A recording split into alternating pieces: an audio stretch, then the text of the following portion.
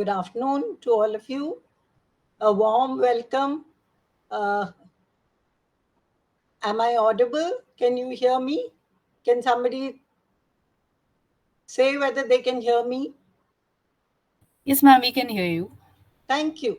So we start the second day of our conference, most enriching one.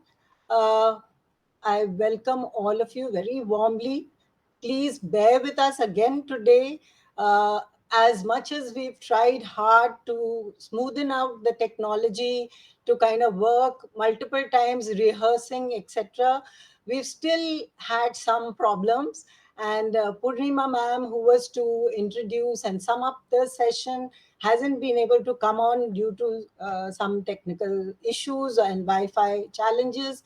So please bear with us. So I'm going to begin our next plenary session, which is exciting, and it's one of the areas which is deeply important, I think, for all of us, because if we have our workforce, our workers who are dissatisfied, who are burnt out, who are unhappy, who are socio-emotionally deprived, we are not going to be able to have a enriching program for our children. So before I get on, I'm going to do the task of introducing myself. Since Purnima ma'am is not here, I've just retired from the Delhi University Lady Irwin College Department of Human Development and Childhood Studies as a professor. My primary teaching areas have been early childhood development, child rights, statistics and research methods, and my core area and passion, if I can say, has been working with destitute, neglected, and abandoned children, rehabilitating them through the process of uh, adoption. So I was the founder member of Kara, and over the last 35 years have worked with adoption policies and practices.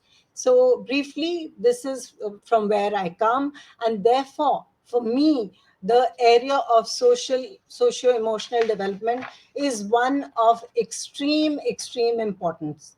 So it is my privilege to be moderating the session entitled Reimagining Professional Development for ECC Workforce in the Future, from Burnout to Turnaround, at the Association of Early Childhood Education and Development Virtual World Conference. It is indeed unfortunate that I take on this role due to the sad and untimely passing on of Ms. Manisha Diwan, Vice President, AECD, who was the pillar of this organization. Her absence will not only be felt at this conference, but in the arena of ECC in India. With my deep reverence to her and acknowledging her spirit with us, I move on to introduce the topic for this session. Advancements in neuroscience and child development has shown us that learning is a very complex process. Over the last 35 years, my work with disadvantaged, abandoned, neglected, and traumatized children have shown me that socio-emotional baggage that children carry to a learning environment are an immense hurdle to learning.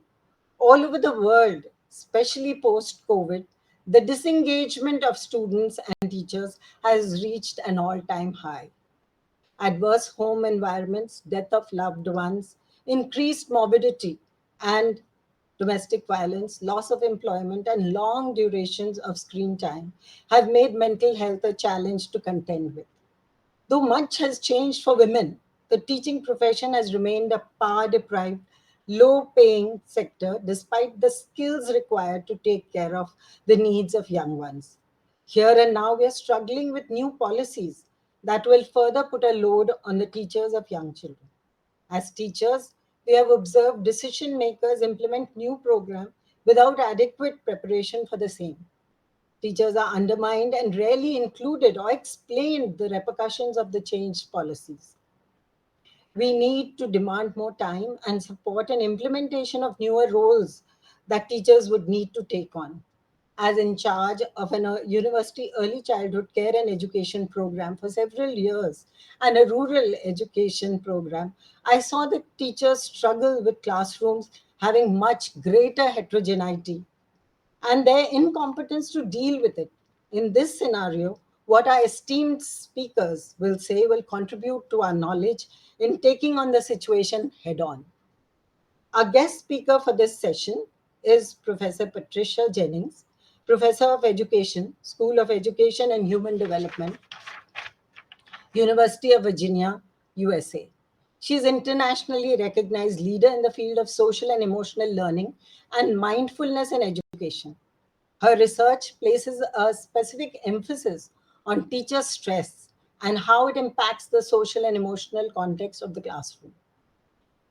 And what is really interesting about her, and which really kind of impacted me, was that before she did her degree in education and human development, she studied Buddhism and later founded a Montessori school that taught meditation.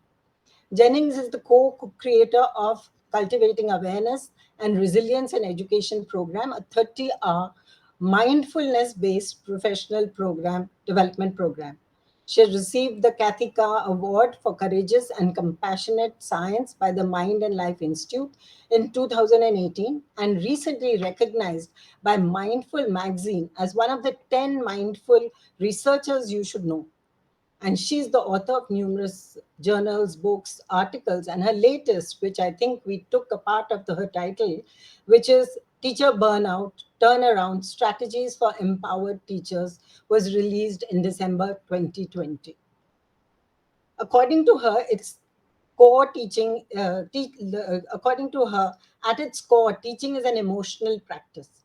The social and emotional dynamics of classroom play a key role in promoting student learning and fostering pro social behavior. Professor Jennings will provide valuable information about how mindfulness based approach can help teachers manage the stressful demands of the classroom, cultivate an exceptional learning environment, and revitalize teaching and learning. So, when we can't do something, we can't change the outside environment, I think we have to go within. We have to look within as to how we can bring out the best in ourselves under all kinds of trying situations. Unfortunately, Patricia Jennings is not going to be with us in, in she sent us a tape. So we will play that tape and hopefully we will try and get the best from the recording that she has sent. Unfortunate that she's not been able to be there due to some itinerary changes. So may I request Kushnuma to play the recording? Just give me a moment, ma'am. I'm Sure, sure. playing it.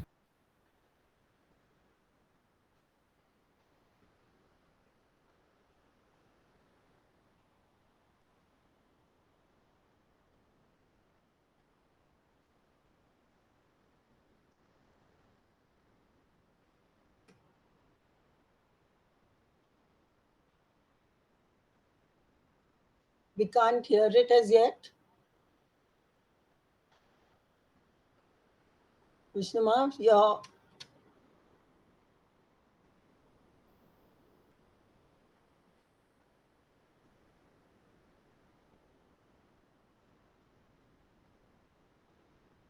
audio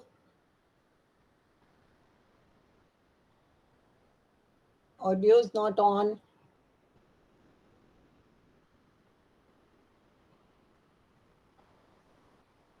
Just give me a moment. It is audible here. I just want to. Yes, It's audible here. Pushma, stop sharing. I'll do it. Vinita Yeah, ma'am, please. just two Yes, minutes. please. I'll do it. Yeah. Yeah. yes, yes. Okay. Yeah. I'm sharing it for you. Okay. Thank you, Swati.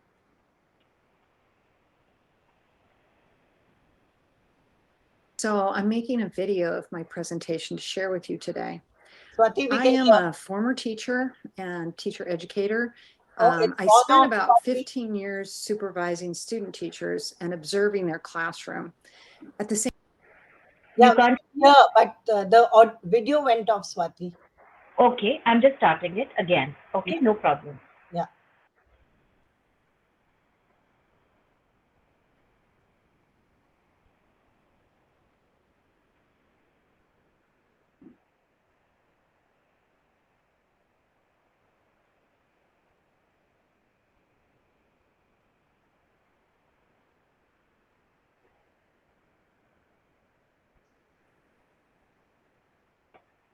Hi, my name is Tish Jennings, and I'm a professor of education at the University of Virginia.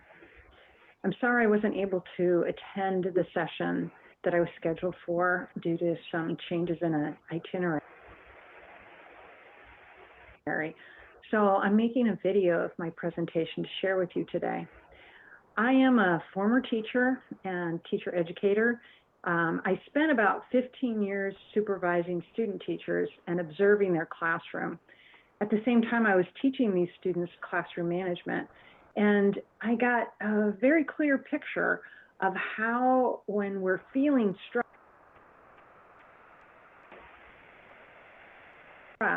it can interfere with our functioning as educators. And that made it really clear to me that teachers need a lot of support in the work that they do. So today I'm going to talk a little bit about how we can support teachers and prevent burnout. So I'm going to share my screen with you. So one of the first things that's important to understand, and if you are a teacher, you already know this, but being a teacher in any particular context can be incredibly demanding, attentionally and emotionally. You have a lot of things going on simultaneously that you have limited control over, even though you're supposed to be in control. And at the same time, there's a lot of interactions going on among students and between teacher and student. And so it's a lot to keep track of. And often when you're feeling this stress, and this also, you're under a lot of time pressure because you have to complete certain things within certain periods of time. It can feel like your classroom is like this, even though I know this is an exaggeration. But this is sort of to give you an impression of what teacher stress can feel like sometimes. The other thing is that this kind of stress can trigger the stress response. What's interesting about our human stress response is that the same reaction occurs when we're physically threatened, like a lion is chasing us, or if there's something going on interpersonally that feels like a threat to us. We're worried because of something. So in this kind of a classroom context, when things aren't going the way we want them to go, or something happens that interferes with our goals, it can trigger the stress response. And that response is not very adaptive in that context. It can actually interfere with our ability to teach when this stress response gets triggered. Biological response that our bodies engage in to protect us, the fight, flight, or freeze response. And but we now know also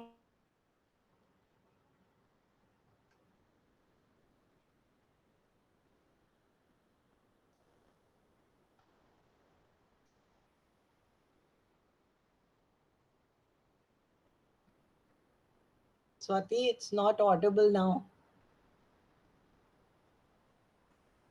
Suddenly the audio is frozen.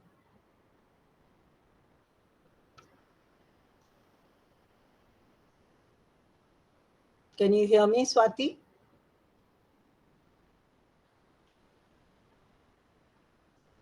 I'm trying to check, ma'am. Just give me a moment. Yeah.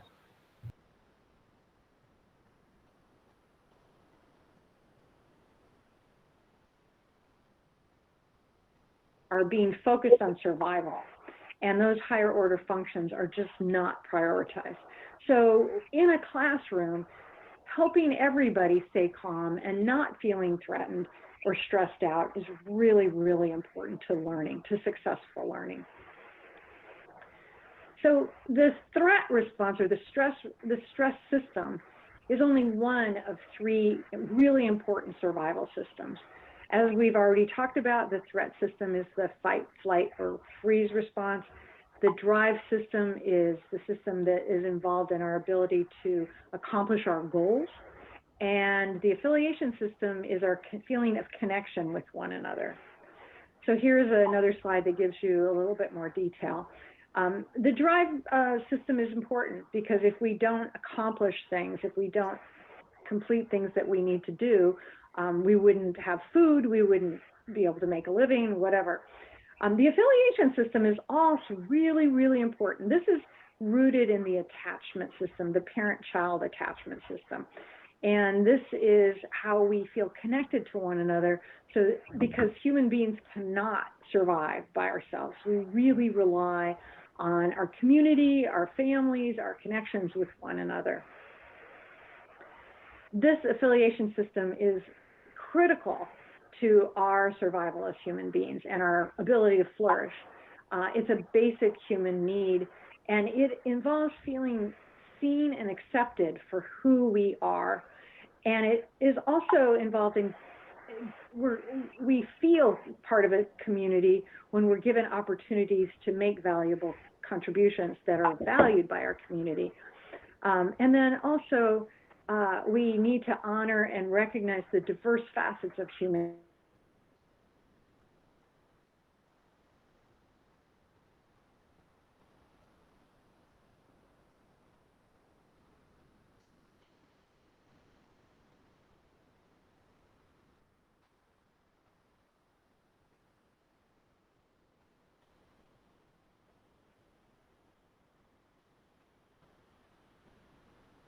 A moment, ma'am. I'm just rechecking it.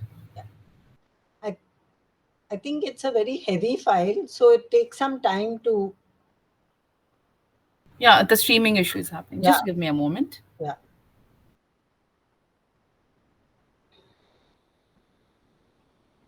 Yeah, just wait a minute. The file is very heavy, so it keeps freezing. We might just have to bear with this.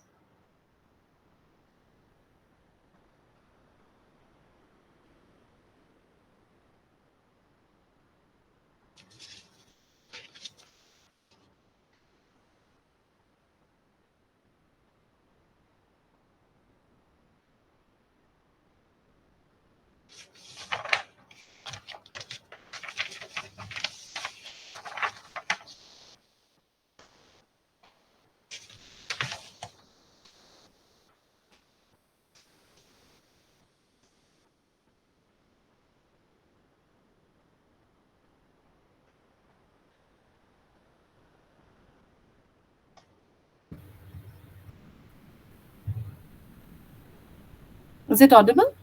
It's visible but not audible as yet. It's visible. All right.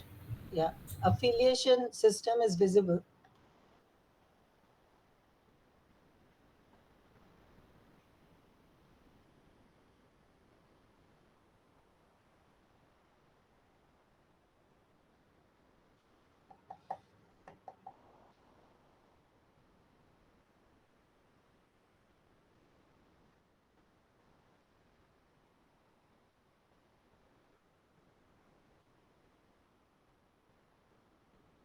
Unfortunately, these were our classrooms as well, with students and everybody off and on technology just failing us.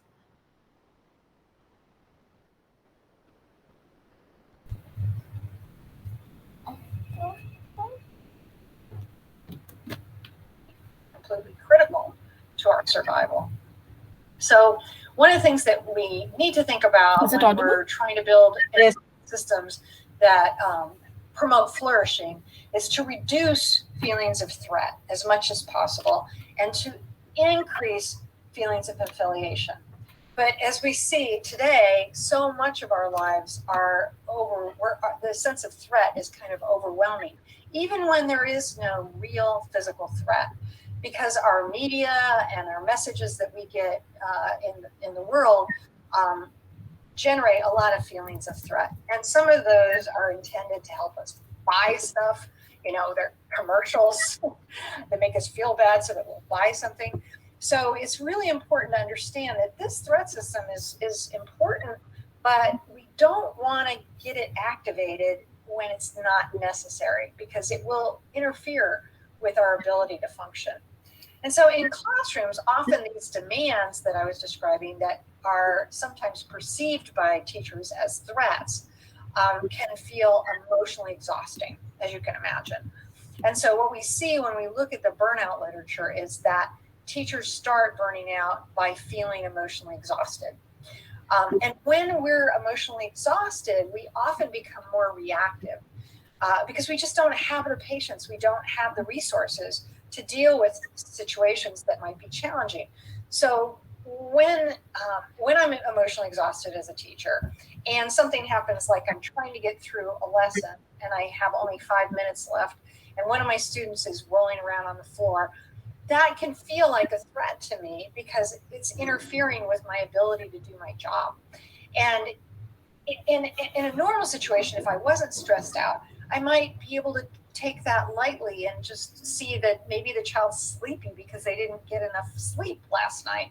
But instead, when I'm in that activated stress response, my immediate tendency is to think that that's intentional, that he's doing that to drive me crazy, that is actually, he's trying to interfere with my goals. Most of the time they don't. The kids don't usually intentionally do these things. They do what they do. But you can see how if I react that way to a student, I'm overreacting to a behavior, it will cause problems because that student may get defensive, or also they might shut down because they're feeling frightened of me. And then all the other students might shut down too. Or the other thing that can happen is that student can feel unfairly attacked and can get reactive back. And that can create a cycle of coercion and disruption that makes the classroom even more challenging than it was before. We now know also that the teacher's own well-being is really important to the quality of the classrooms that the teacher is trying to create. This is some research. Kushnuma, you have to keep your... is negatively correlated with really important qualities in the classroom. The positive emotional supportiveness, classroom organization, which is classroom management, and instructional support. When a teacher is depressed, those qualities of the classroom are impacted negatively. In contrast, what I also found was that mindfulness and self-compassion are associated with positive outcomes in the classroom. So emotional supportiveness is positively correlated with these 5 facets of mindfulness. This is a 5-facet mindfulness measure, and self-compassion down there. And most of them are significant, as you can see. So we want to find ways to promote mindfulness and self-compassion in the classroom and reduce stress as much as we can.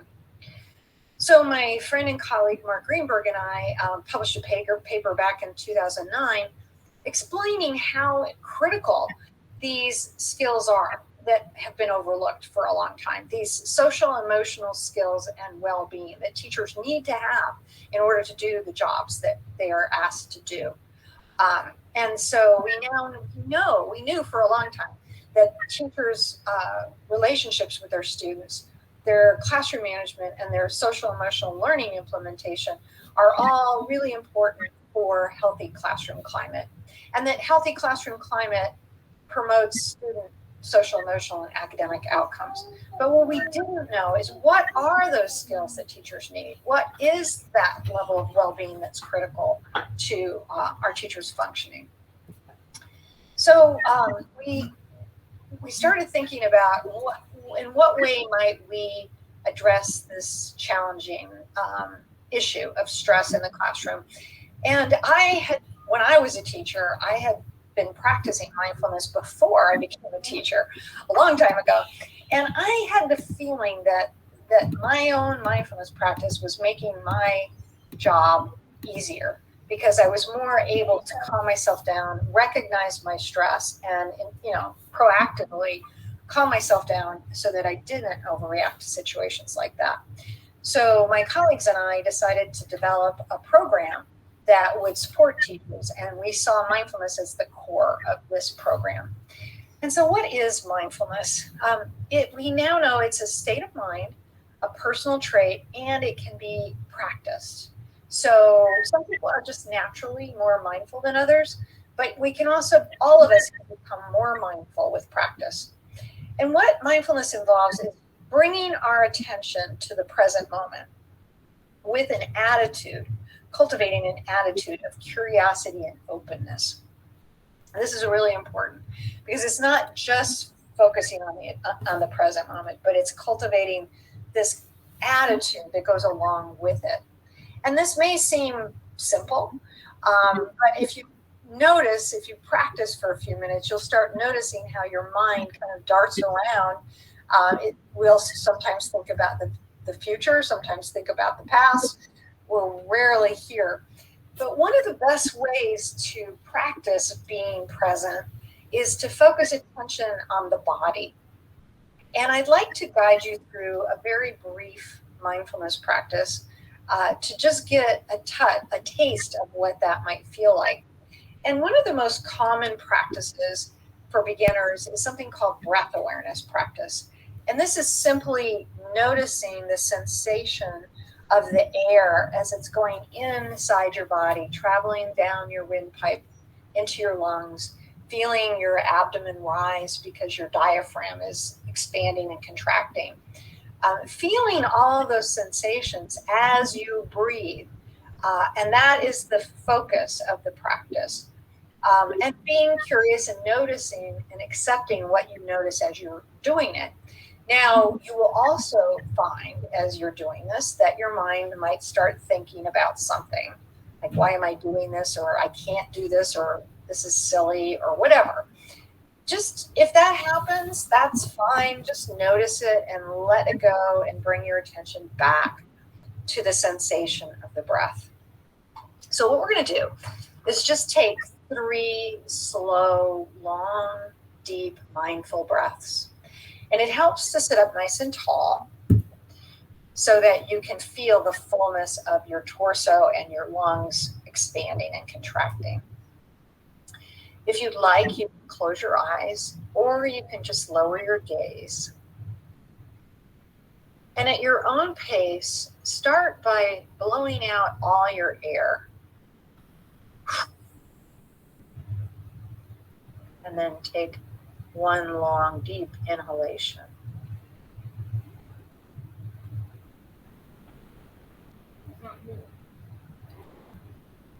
And then exhale at your own pace. And as you do this, feel what the breath feels like in your body.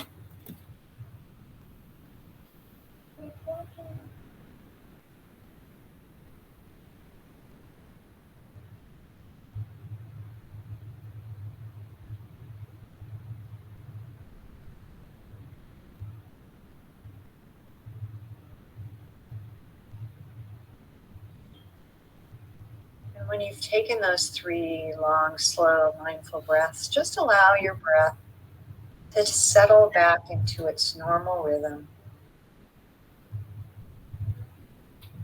Noticing the sensation of the air going in and out. And then when you feel ready, you can open your eyes.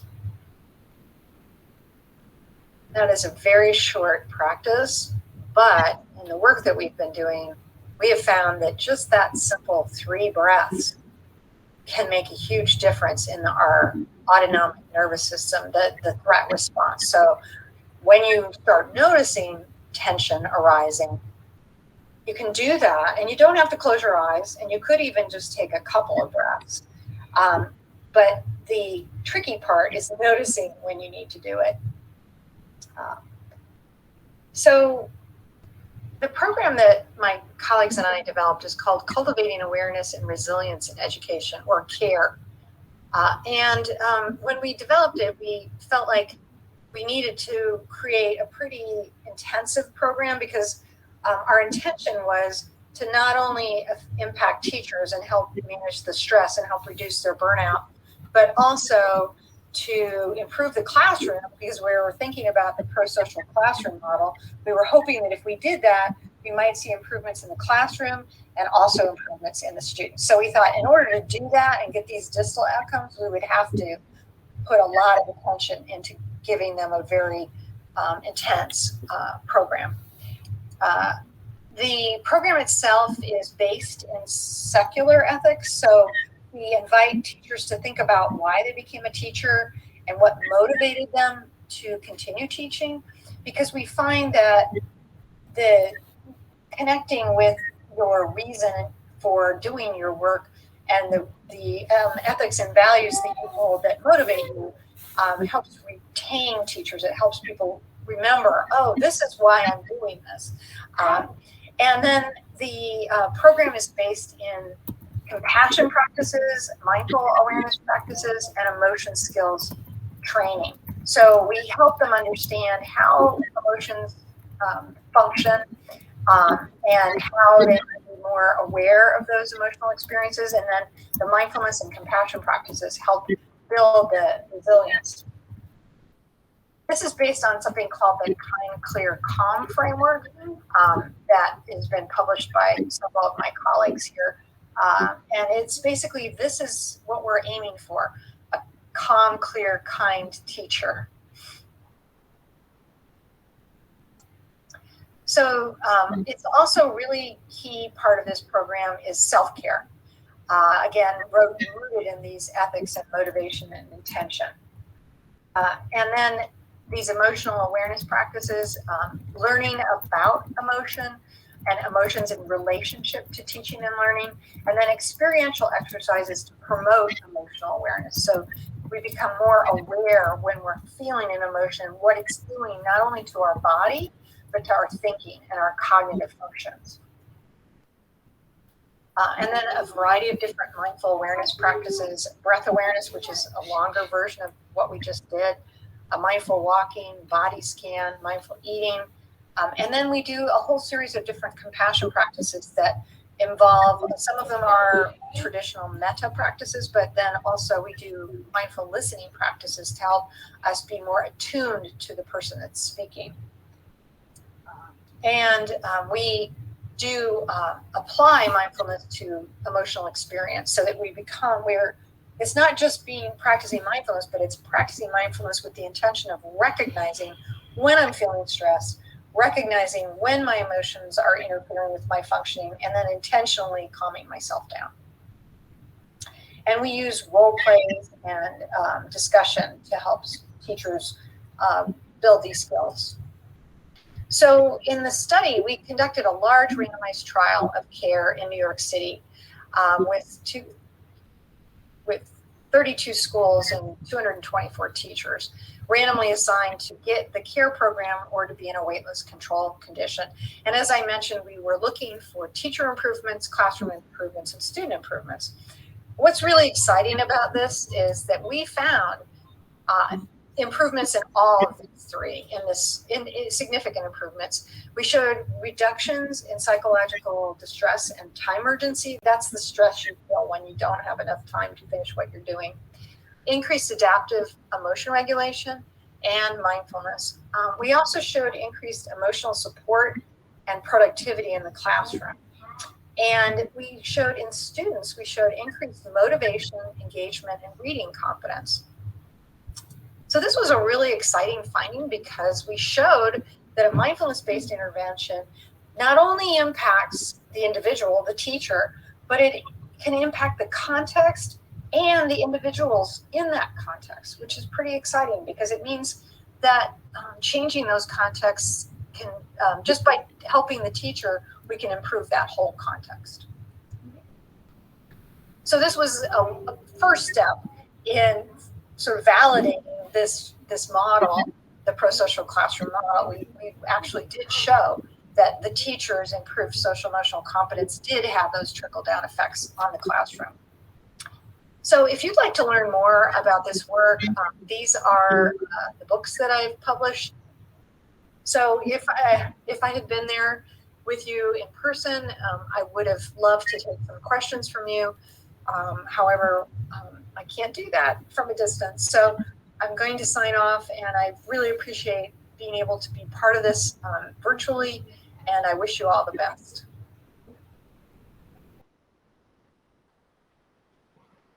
So in spite of our glitches, in spite of several issues that came up, I think it was something to think about. I think all of us are very well aware that the emotional state of the classroom, of the teacher, of the students is so critical.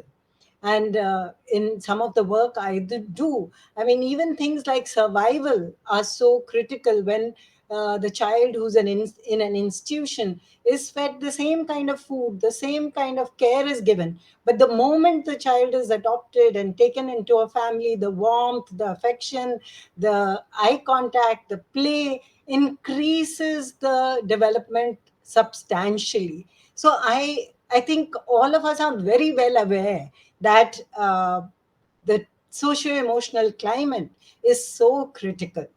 And right now, I won't take more time because we are already a little bit behind time. Uh, we have Purnima here. Purnima, do you want to sum up the earlier session, which missed doing that part? Do you want to come in? Can you switch on your mic? I can see you on the stage, but your mic is off. Yeah. So, Purnima? Yes. Yes. Would you like to, before we start the plenary session, would you just like to come in and it's been hard for you not being able to come in on time, but you're there looking very fresh and lovely, I think. Thank you so much. Okay, so I think I'll just welcome everybody officially. Uh, so, good evening, good morning, namaste, depending on the time zone that you are in.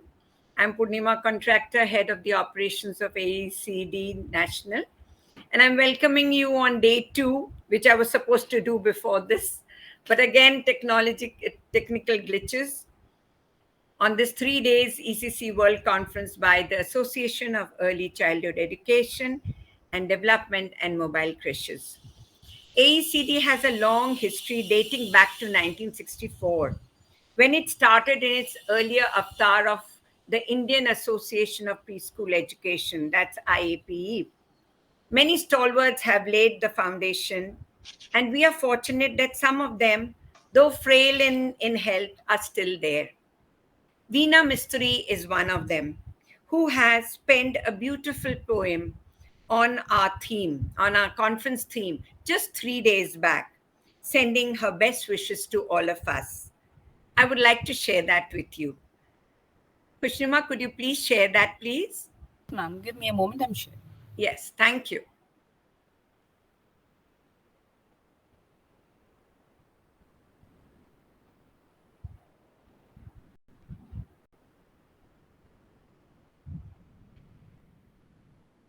Veena Mistry dedicates this to the memory of our dear Monisha Devan.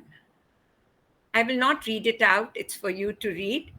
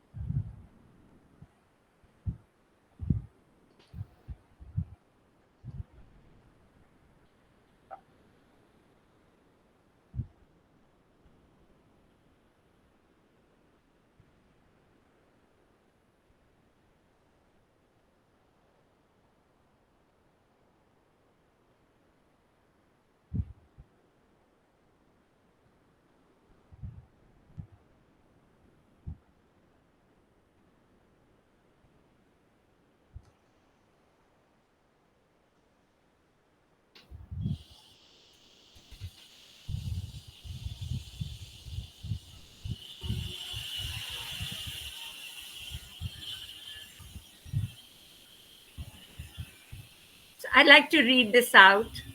For new normal, let's pause and ponder, hoping, wishing, acting for children yonder. Slowly yet surely tread, discover the thread, weave, warp, and wet, slowly yet surely tread.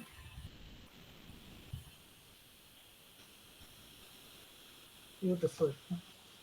Thank you. I'm sure all of you liked it, and we'll definitely tell Veena ma'am about it. Well, day one, as you all know, just a little bit of refreshing about yesterday. As you all know, was about the child who's the pivot of the ECC ecosystem.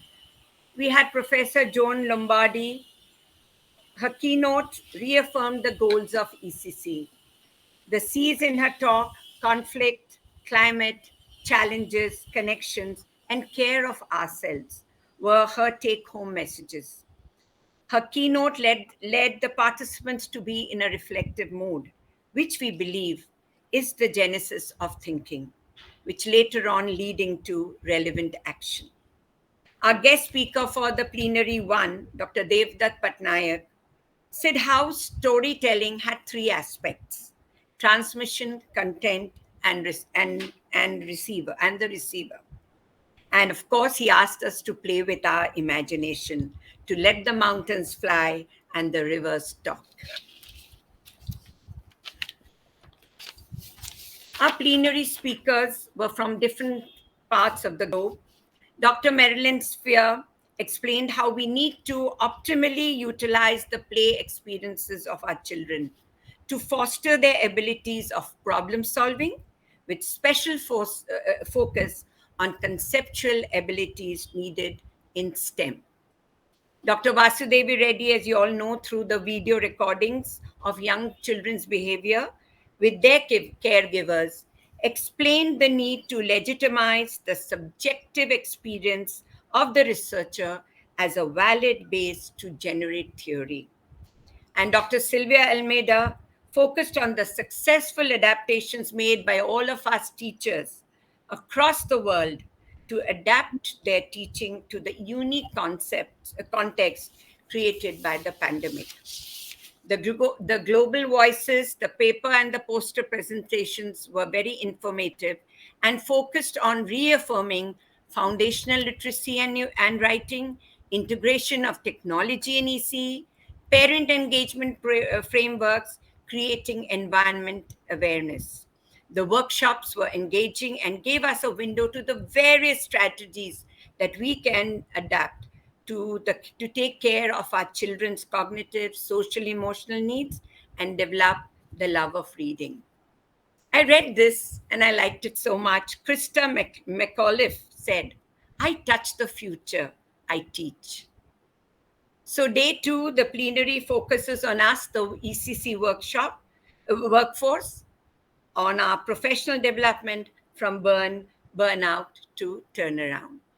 Thank you, Vinita ma'am, for allowing me in, for letting me share this, and a very, very warm welcome to all of you to our day two. Now we'll continue with our plenary two. Thank you, Vinita ma'am. Thank you, Purnima. That was really, really nice. And I'm sorry that you had so much trouble in coming in, but wonderful. You really did a great job. And I think Dr. Mistri's poem was just very beautiful. Yes, yes. We had to share it with you all. Yes. Thank you. Thank you. So we will continue with our session. And so we begin with our plenary session on the same theme with four eminent speakers. Professor Datta needs no introduction to this forum. She's already been introduced, so I won't take a very, very long time. But for those who have just entered today, a brief on her. She is an academic and education sector consultant. She has contributed for 3 decades as a professor in prestigious universities like Tata Institute of Social Sciences, Mumbai, Ambedkar University, Delhi, SNDT University, Mumbai. She has spearheaded many pan-India projects related to early childhood development in partnership with national and international organizations. Professor Datta has made significant contributions to early childhood workforce development by supporting the government and other organizations in developing teacher education, content, and pedagogy. Also enhancing uh, enhancing the quality of teacher education and professional development. As the president of the National Association for Early Childhood Development, she has led the organization to advocate for quality programs for children, and it is my privilege to be introducing her today. She knows India like the back of her hand. So today she is going to speak on the large early childhood workforce across public, private, and non-profit sectors. So without taking more time, uh, Professor Datta, the floor is yours.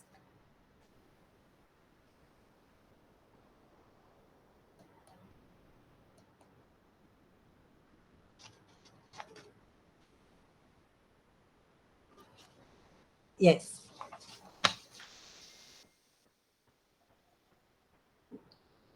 Good afternoon, everybody. we can hear you, we can see you. Great.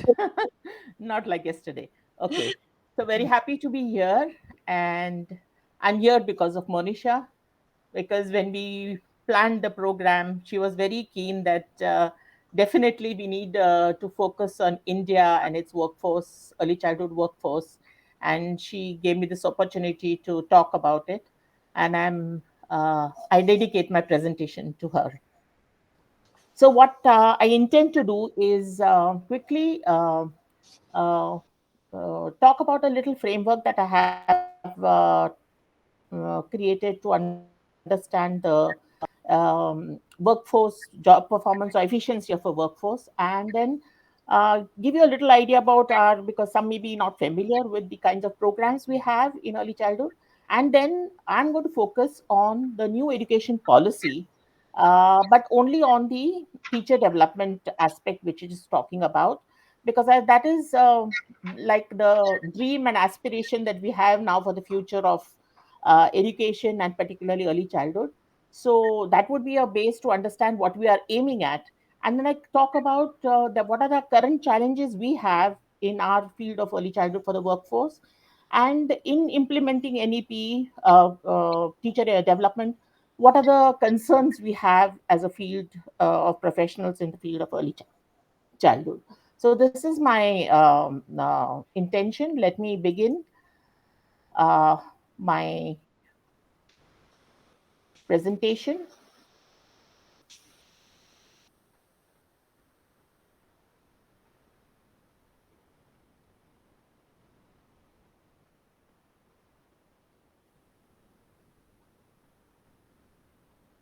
For those of you who don't know, we've spent a long time practicing on putting it on and bringing it on, but still technology gives us some trouble.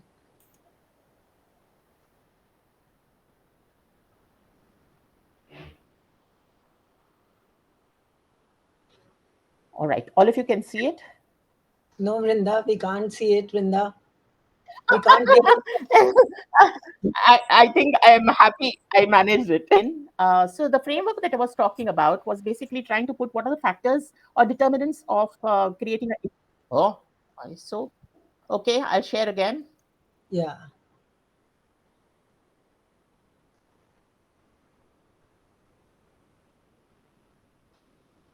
Can you see now?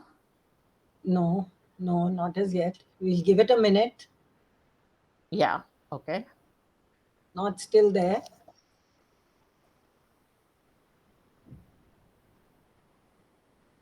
I'll try sharing now. Brinda, can Krishnama share it? Maybe your bandwidth is a bit. Okay, I'm going to come out of it. Yeah. You can be in the stage. I'll just And start yeah, sharing for you. Kushnuma, you want to share it? Yeah, she's doing it.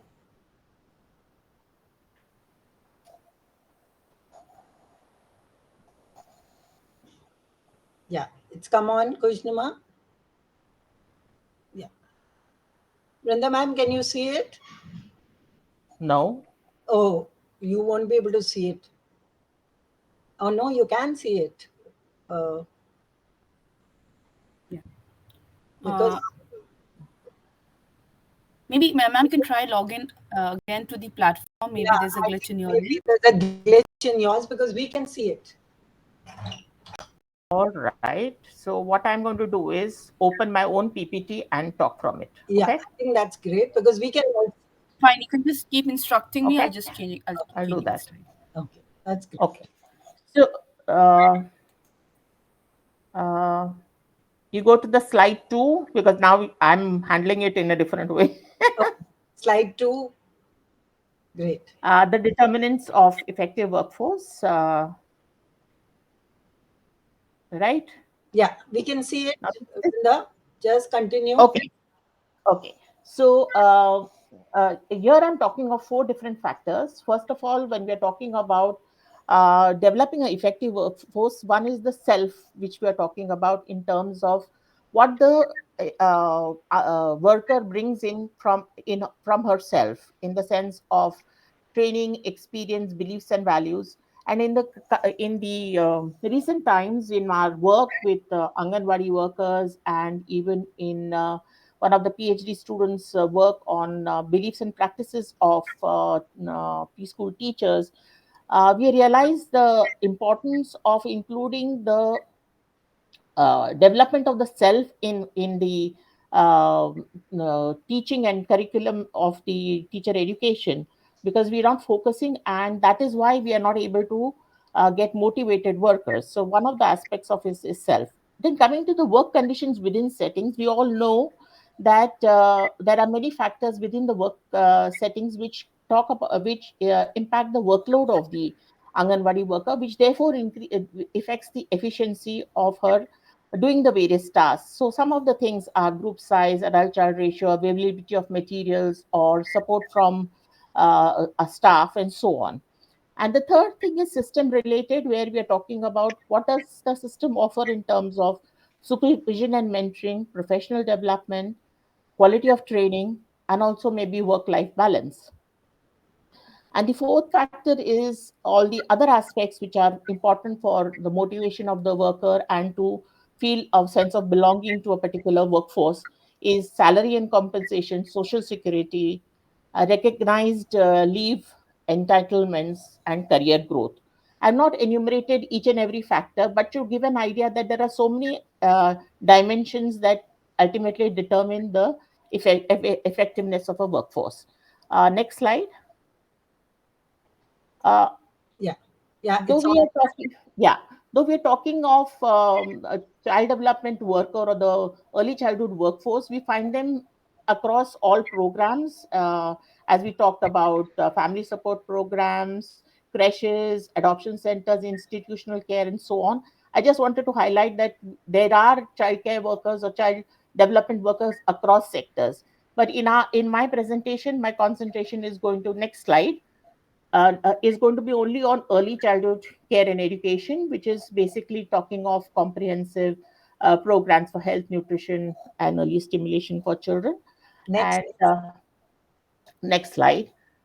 Just to give you an idea for people who are not familiar with the Indian context, we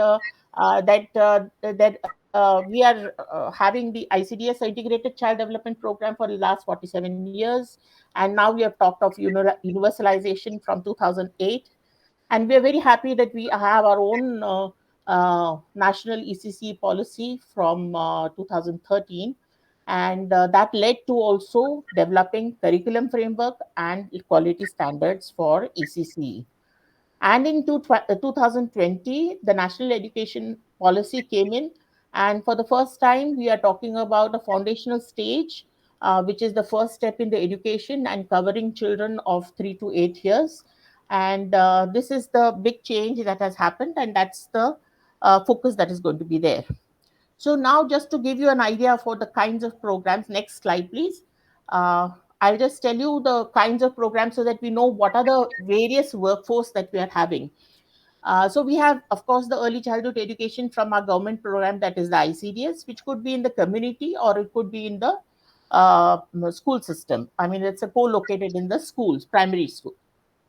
We also have a whole lot of creches under the Rajiv Gandhi Creche Scheme, and which is basically run by voluntary organizations, but with grant in aid by the government. And then you have a whole lot of early childhood education in pre-primary in the government and the private sector. So so the school system is also having. Next. Then ECCE, that is creche and early childhood education by the voluntary sector, is also a large segment in which we find early childhood programs. And the private sector, which is said to be as big as the government sector. And there is, again, here a variety of programs. We have individuals who are running the program, that is standalone schools. We have companies having the programs. We have franchisees having the program. We have entrepreneurs having the program. So a lot of different types of private segments in the early childhood program. Next. Uh, So now I come to the NEP, National Education Policy, and talk about what we are doing, what are the aspirations that we have for the workforce development, and then I will talk about the current realities. So the big change that is going to come to the field of early childhood and for the foundational stage is that the expectation is that there will be now a B.Ed degree required for teachers in the foundational stage. And this B.Ed degrees, they have specified that it will be obtained through three different ways. Maybe those who are bachelor's degree, they get a 2 years B.Ed program to do. Those who are 12th grade, they can do a 4 years B.Ed program. And those who are masters, they can do a 1 year B.Ed program.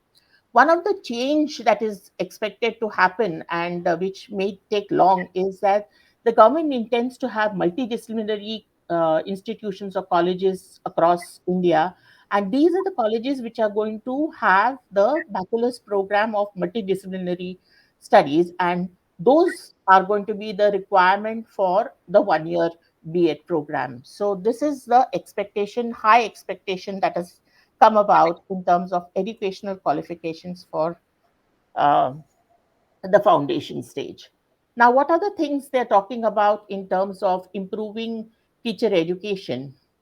Uh, so as I said, they will be all coming under the multidisciplinary institutions.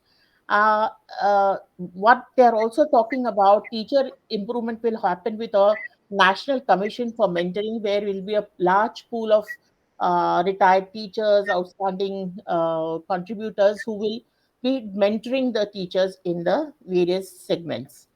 Uh, there is also going to be a national curriculum framework, which I think is already on the way to next. Uh, we are talking of the policy. We are also talking about standards.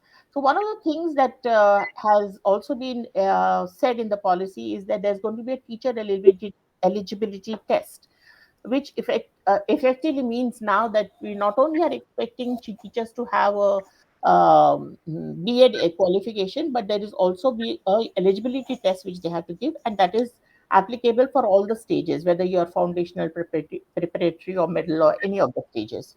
So that is going to be a requirement. The second thing is that there is going to be a setup for professional standard setting body, which will kind of bring clarity as to what are the standards to be followed in terms of teacher quality. And then technology based planning, which they are talking about, is that at this point of time, what kind of requirements are there for teachers, and therefore what kind of institutions and how the institutions to come forth, and also forecasting for teacher requirement, and also issues of transfers and postings and things like that will be technology based. And then they're also talking of empowering teachers, and in that, first they are talking about there will be better service environments. That means the school systems or the school infrastructure will be much better, which will be conducive or very supporting to the teachers roles and responsibilities. Second is also they are talking about national professional standards for teachers, which will basically help teachers to have a career ladder.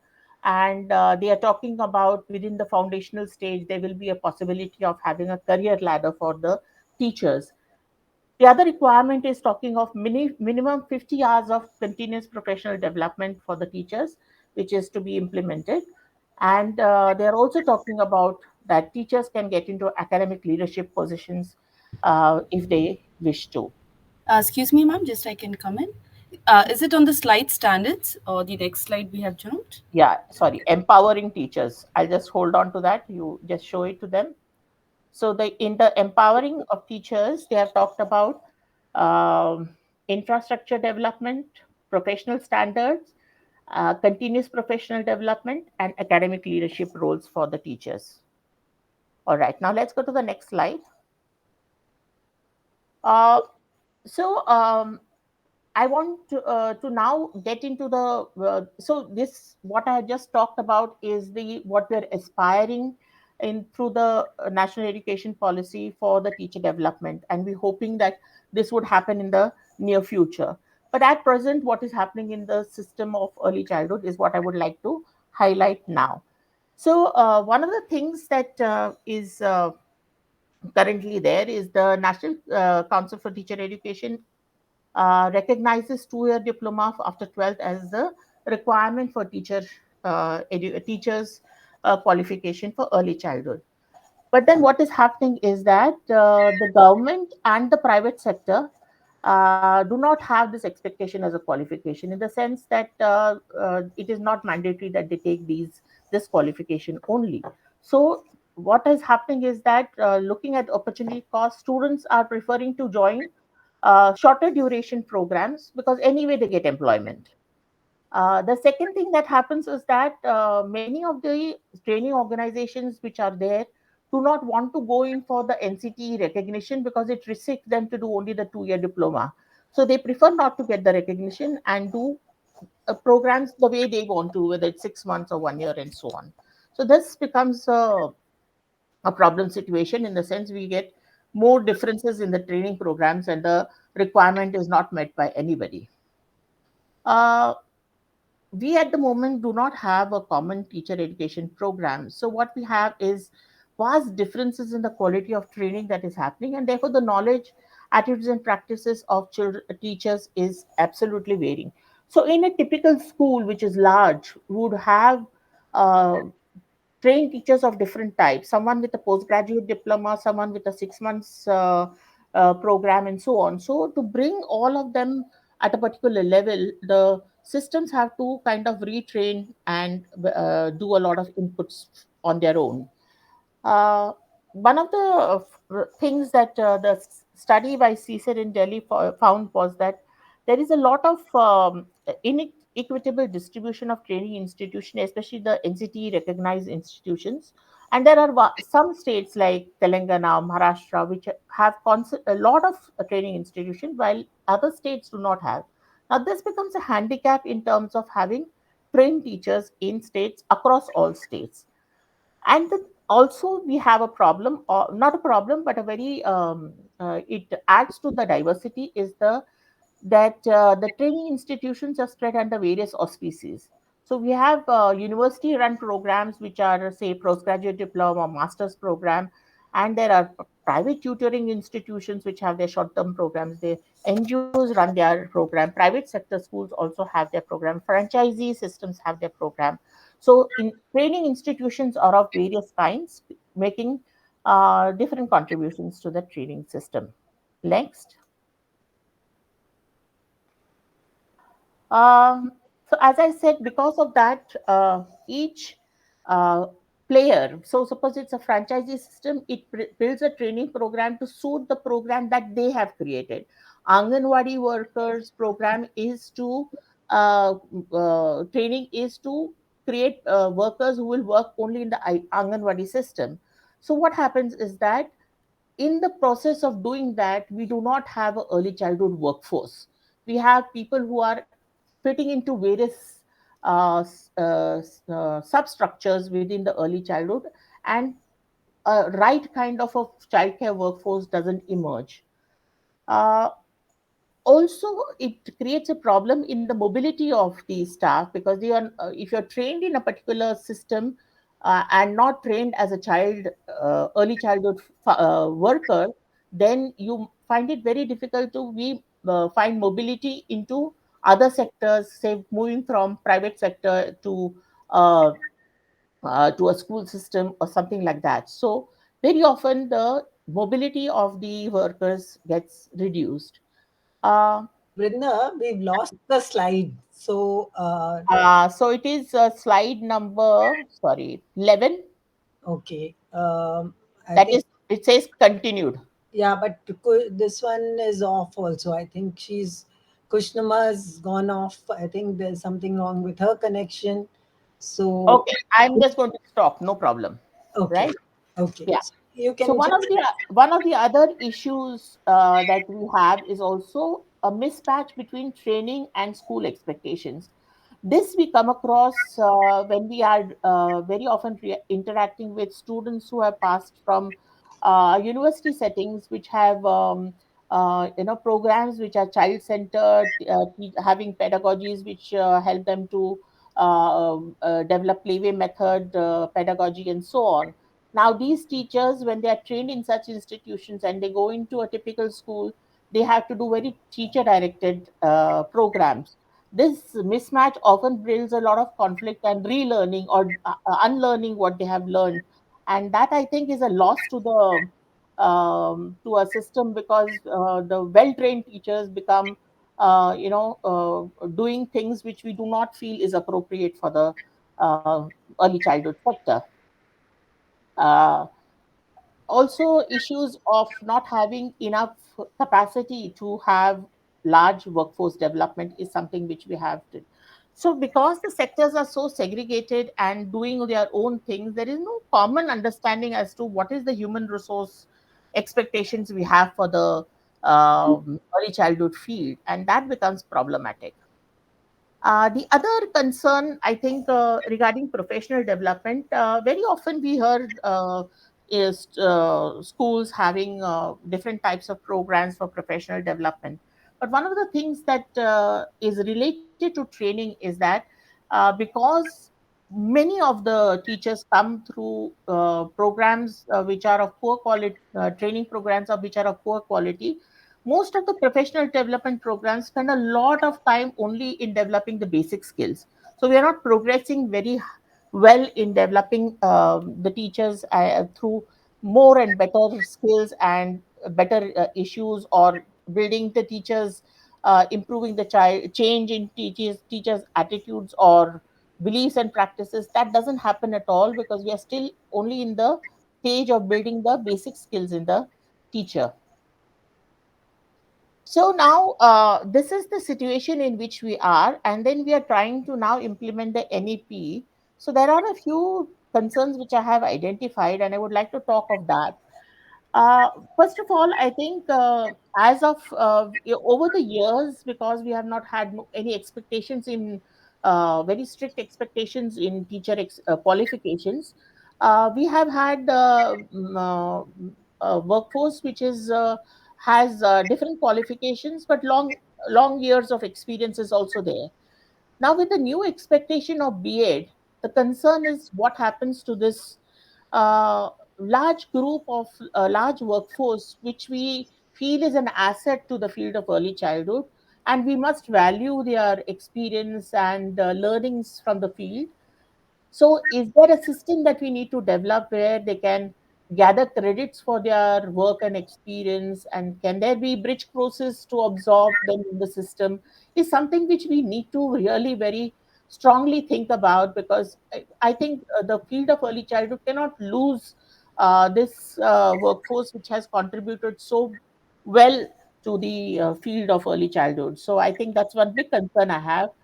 Uh, the second thing that I would like to point out is that now we are talking of early childhood programs being in largely in the school system, and one of the things we were always proud of, or what felt very confident about, is having community-based early childhood programs, which offer better opportunities for parent engagement, parent participation, or community development and participation, and so on, and also gives us scope for a holistic program. So all these concerns, that how will the moving of the children of 3 to 6 years away from the community into the school system, impact the holistic nature of the programs that we had, and also how will we continue the strong parent and community component that we had in earlier programs. Uh, the other factor which we are talking about, again, that we are talking of B.Ed education and developing B.Ed colleges everywhere. The experience of ICDS has shown that in the rural tribal areas, even in spite of the requirement of 10th and 12th grade for the ICDS functionaries, we do not find educated workers. So we have primary grades and sometimes even illiterate women who become Anganwadi workers. And that has been the reality. How are we going to see that every Anganwadi or every early childhood program is going to have a B.Ed qualified teacher is something which I feel is going to be a challenge or a difficulty which we have to work out. Uh, it sounds all good in paper in terms of having foundation stage in the school system and all, but still the responsibility of children of 0 to 6 is also with the Women and Child Development Department, and now also with the Ministry of Education. So the implementation of the whether it's ICDS program or the foundation stage is largely dependent on how we are going to jointly work with these two systems. Uh, the other concern that I feel is very prominent is that while we are happy that the ECE workers, that is teachers, preschool teachers, or early childhood education workers, become a part of school system and get parity in terms of work conditions and so on, but it sure is going to be a divide between early education and early care. So, what will happen to the people, the workers? Because I consider early childhood workforce as one unit, and if you have too many disparities or differences in the salaries and expectations of work conditions, I think we need to give a good thought. How do we work with all who are in the early childhood sector? So these are my concerns, and now I just quickly tell you the way forward, what I have identified. One is the teacher competency framework we need to have so that we are able to then uh, evolve a better understanding as to the expectations that we have from the early childhood workforce. There is a South Asia UNESCO's uh, framework available. I think we need to adapt and contextualize it and really start looking at it. I think professional development needs a little more rethinking as to how we want to work it out. Accreditation of training institutions, in spite of new institutions being coming with maybe a good curriculum developed, I think accreditation system is required so that there is a continuous um, uh, monitoring or assessment of quality of training institutions. And teacher education curriculum framework, I'm sure it's already on the way, so it is there. One of the other things I feel, teacher learning standards are to be there, because very often in most programs who are doing in service, one recruits the teachers and does the training and puts them in the system. One doesn't evaluate as to has the uh, has the teacher be evolved as a teacher in terms of the learning expectations that are there, and if she is not able to meet those expectations, how do we help her, or do we continue to have her in the system, is something which we want to uh, consider as a thing to be discussed. One area in which we are still, I think, require a lot of work is developing teacher educators. I think there's a good beginning by many universities starting masters in early childhood education, and I think much more thinking will have to be there. How do we increase the teacher educators pool? And that is a definite requirement. uh, there are various models we have used so far in our pre-service training and in-service training, whether it's distance mode or this BVOC program and so on. I think these models should continue, And therefore, when we're talking of B.Ed, how these models should be used in the in delivering the B.Ed program also should be considered. So what I have done is basically trying to understand the challenges that we will have presently, and also the new concerns that emerge when we are going to implement the NEP. This is what I feel I would like to have for discussion in today's presentation. Thank you. Thank you, Brinda. That was comprehensive and very well outlined. There are several questions, and for me, it's a very huge challenge because having worked in very extreme kind of situations, right from rural Rajasthan, where you cannot find either a daughter-in-law or a daughter to teach in a village, plus language which every 14 kilometers changes, so the teacher who comes from an urban area to a rural area will have communication problems with with the children. And I think there are multiple, and I think I won't state more, but there are a lot of questions that have come up. Maybe you'd like to answer some of them. Sure. Yeah. So Marilyn is asking, thinking about early childhood as a unit is clever. This means being stronger, having a united voice. Okay, this is not the question. Why is this coming up? There is a question in the chat. In the question, yeah, there is no common teacher training program at this level. Nobody to give recognition to any course. Entity are of different duration. Is there any planning done regarding this? This is one of the questions. Then the second question are these qualifications one needs to teach in preschool, or is it general for all teachers? These are the two questions that were there. The expectation is that the B.Ed qualification Uh, is for all the early childhood teachers, and the teacher eligibility tests and all those, they have said very clearly it is for the government and private sector. So the implication is that the recommendations of the NEP are for all the sectors.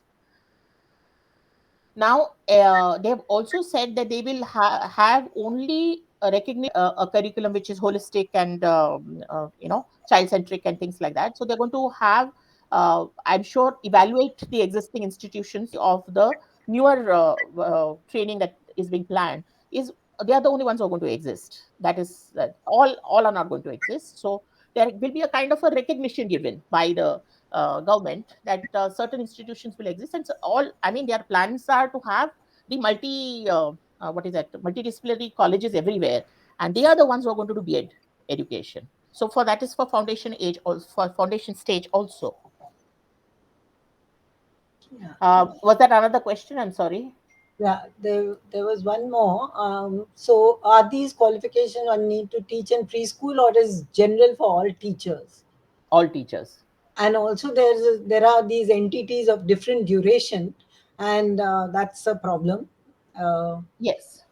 So that is the thing which I'm saying, we have so far we all the time complained that we are so fragmented and we have all kinds of training going on and we are not able to, but now the jump is so high, in the sense from a 6 months diploma, when we're talking of a B.Ed program, which is a big jump. So the kind of people who have been in the system, the kinds of people who have contributed, whether they will be able to cope and do a B.Ed program. And also I think it is important to value what has been learned in the through the experience of being a teacher, preschool teacher, for say 10 years, 15 years, and the minimum training that they have had. I think it has to be valued. So many of the, see, for example, even in the BWOC program, one of the things that people talk about is that you also not only take people who are new to the system, but also when you are trying to have experienced people coming to upgrade their skills, you are going to first give credit to what they already know, and then place them at a level where which they have to continue the learning. So they don't start from the beginning. So that is the advantage of being in a system, but upgrading your skills so that you reach the level at which the expectation is there. So the opportunity has to be provided in the right way. uh, I have an issue with the whole thing which you raised, Professor Datta. The care dimension. You know, as we look at the B.Ed training, if you look at the curriculum which B.Ed has outlined, the care dimension, and today what our session is about, the socio-emotional dimension and the care aspect of a young child who may come from a very disadvantaged setting or even an advantageous setting. I think that aspect would get very underplayed with a B.Ed qualification. What would you say about that? Because we've been talking a lot about the socio-emotional dimensions of care in the classroom of young children, and learning happens only when that is present. So it's not, the focus is not highly pedagogy oriented, but far more nurturant and caring. So that is one of the fears that I think many Uh, of us have.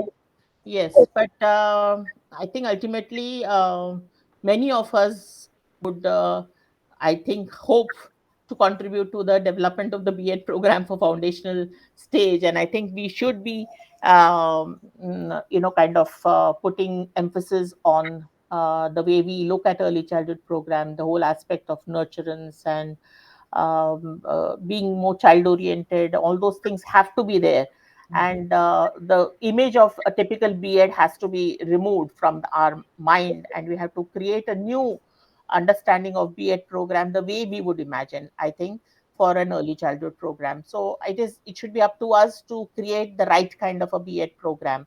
So hopefully we get involved and we are able to make that change.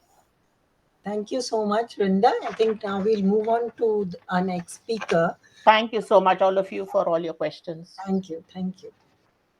So our next speaker for the plenary is Ms. Younga Christy Bang.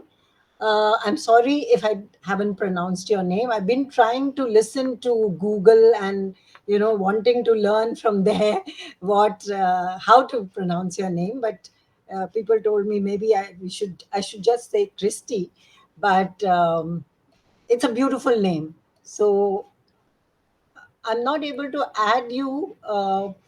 Can somebody add her to the stage? Yeah. Uh, I'm adding her. can you add? I've been trying to press the add button, but it's not working. Just give. Okay. So, Ms. Christy Bang is a program officer responsible for UNESCO Bangkok's regional programs on early childhood care and education and inclusive education, including children with disabilities and mother tongue based multilingual education. She is also the coordinator of the Asia Pacific Multilingual Education Working Group. She holds an MSc from the National University of Singapore.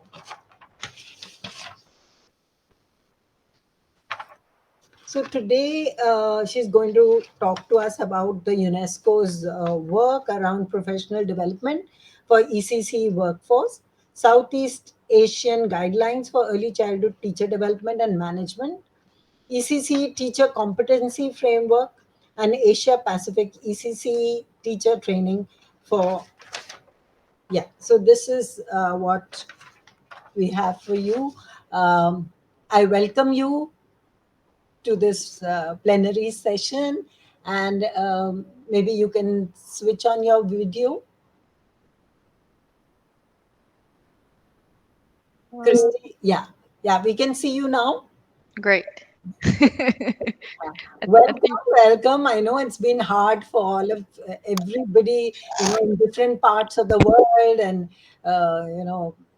flying here, flying there. It's been very tough, but I warmly welcome you, and I hope we have a lot to learn from you.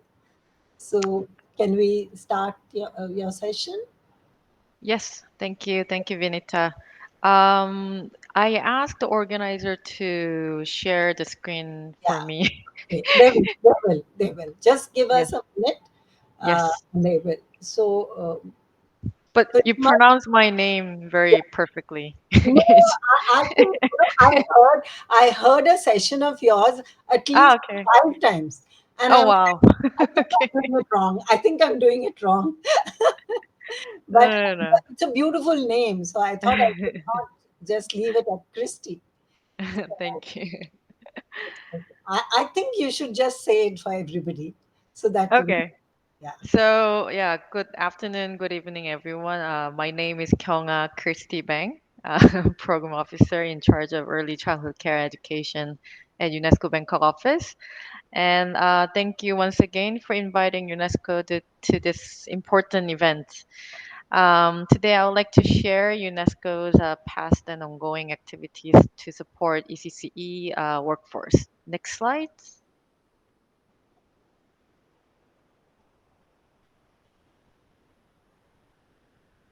Krishnama, next slide. It's not on slide mode as yet.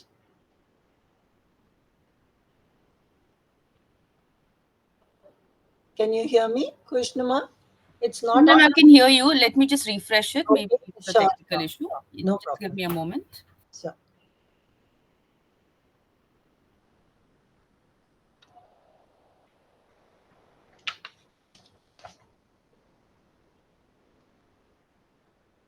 I need to log in again. Just give me a moment. I think it's hanged from my end again.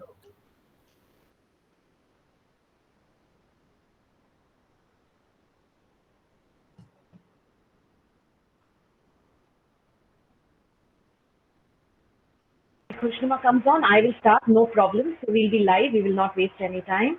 Okay. 2 minutes. Yeah. All Thank yours. you, Swati. Thank you. Yeah, Thank you, we're Swati. there. We're there. Yeah. Can you go to the next slide, Swati? Yeah. Yeah. Yeah. So, as you may know, UNESCO is the only UN agency whose mandate covers all aspects of education from early childhood to higher education and beyond. UNESCO Bangkok is the regional office covering 46 countries in Asia and the Pacific. For our ECP program, we are focusing both access and quality of ECCE. We see ECP workforce is the key to enhance quality CCE and have been carried out regional activities to strengthen the professionalization and capacity development of ECC teachers and practitioners. Next slide.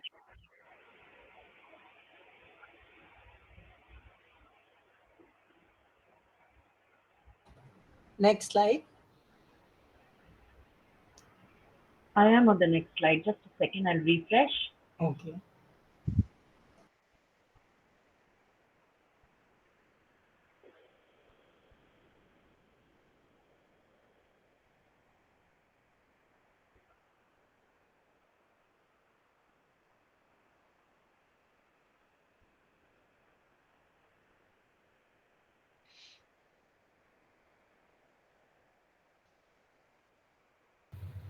Swati ma'am, if it's, I can reshare the same. Let me reshare.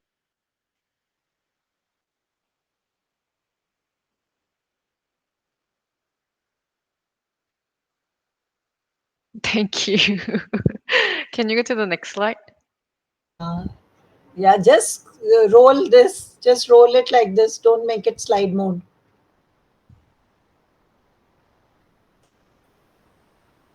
Can you go to slide 3, the next Can one? you go to the slide 3, Krishnama? Can you just roll? Yeah. Yeah. Yeah. Well, it's quite small. Hope everyone can read it. So I would just like to flag two regional framework before I introduce our publications that have been adopted at the second and third regional policy forum on ECCE. I think some of you were there in Malaysia and Nepal to join our forum in 2016 and 2018. So the first one, the Putrajaya Declaration, was adopted at the second regional policy forum, which was organized in Malaysia in 2016. It was quite meaningful for the region because this was the first regional forum which was organized after adoption of SDG 4. So this is where we really contextualize how we can implement SDG 4.2 in our region.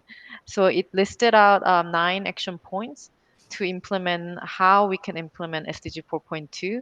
And the professionalization of ECCE personnel is one of the action points to strengthen ECCE sector. Next slide.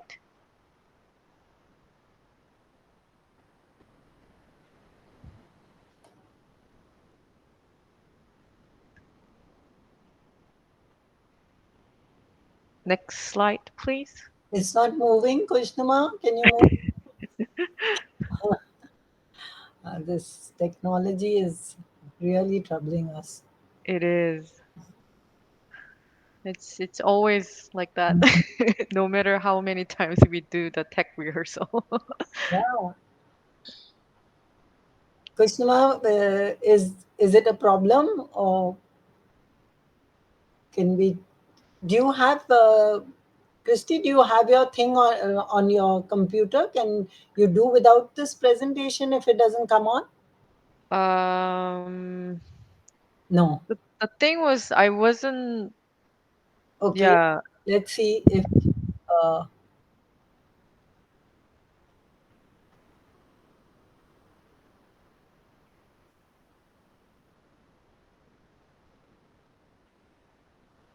Swati, any suggestions? How do we move this to the next slide? Sharing, I can start sharing. I'm ready. I'm on the correct slide. Okay. Kushnuma, can you step out? Okay, perfect. I'll start on the correct slide. Don't Okay. worry. Okay. Let's try. Don't do it full mode. Sometimes it doesn't move. Just do it on the slide. Okay. Let's do this. Yeah, this is fine.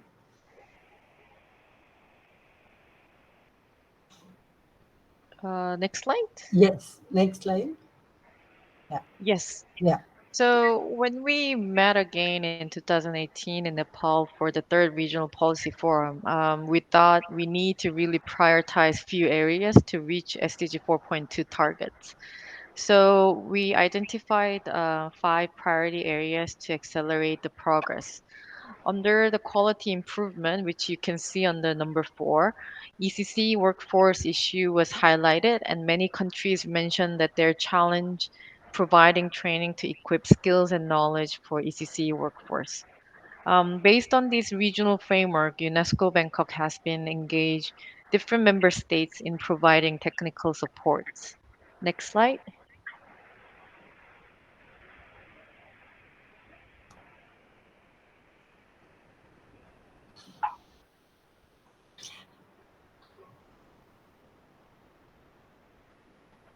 It's got stuck again.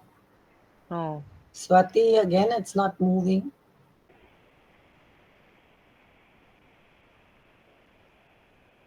If not, I'll share it again. Just a Can second. you just roll it? I mean, is there just sliding down the slide rather than moving it sideways?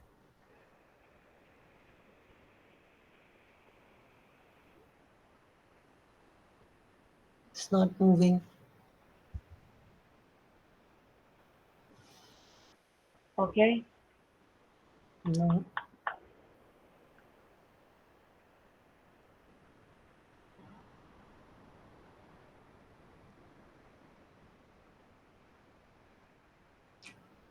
Just a second, ma'am. 2 minutes. I'm coming on.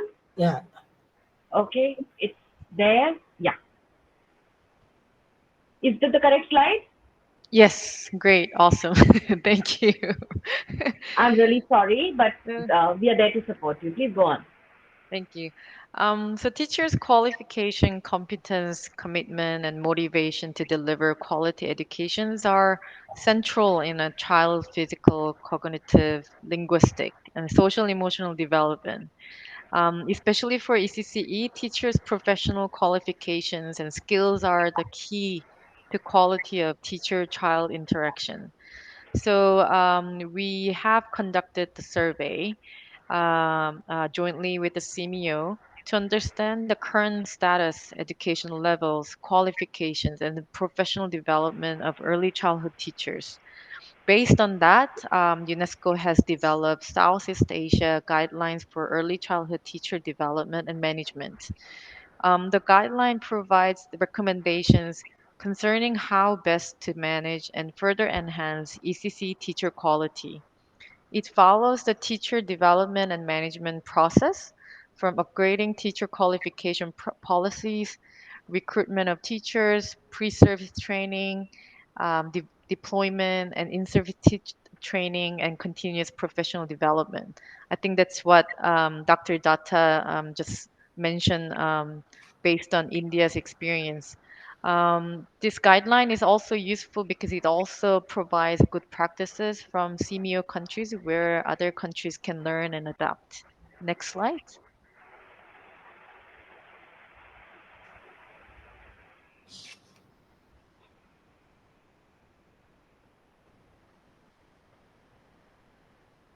After each slide, I think it's just get Stuck. just doesn't want to move. Yes, there is. Just give me a second. I'll start again. I think Yeah, that one. Mm. So, the Southeast Asia guideline lists 7 competency areas where ECC teachers should be equipped. Based on the list, UNESCO Bangkok further deep dive and develop regional ECC teacher competency framework to provide comprehensive descriptions of knowledge, skills, and disposition that ECC teachers in Southeast Asia and the Pacific need to support holistic development of the child, and also provide systemic and consistent structure and content to support the professional development of teachers in Southeast Asia and the Pacific. I think that's what Dr. Professor Datta briefly mentioned about the regional teacher competency framework. Unfortunately, we only developed the ones for Southeast Asia and the Pacific, but we don't have the ones for South Asia yet. Next slide.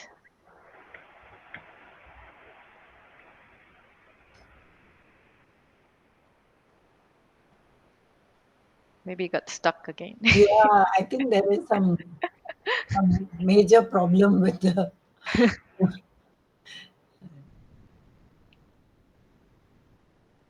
And this is after so many rehearsals of rolling the slides. Oh, before that one. The one before that one. Okay. Yes. Oh, it doesn't show. Okay. Not this one. Oh, it doesn't show the picture. um, Oh. yeah. I can just, there's no yeah. picture. Sorry, the presentation I am showing does not have a picture. I am sorry, so that's why it's showing no picture. I'm so sorry. I think Uh, because of it had an animation, that's why I think it doesn't yeah, show. so it's not Yeah. supported on my presentation mode. That's I'm okay. really No, that's I okay. apologize. Yeah. So, both teacher competency framework for the Pacific and Southeast Asia have 4 domains: content knowledge, pedagogic practice and assessment; second, learning environment; third, engagement and collaboration; and fourth, professional development. When we started the project, we thought about having one competency framework for Asia Pacific. That was our plan. But then when we had the workshops for Southeast Asia and the Pacific, the background is so different. We thought it's impossible to have only one competency framework for both reasons. So that's why we created 2 separate ones. The Pacific one has 8 core competencies and the 76 enabling supporting competencies, whereas the Southeast Asia teacher competency framework has 7 core competencies and 72 enabling supporting competencies. Because next slide.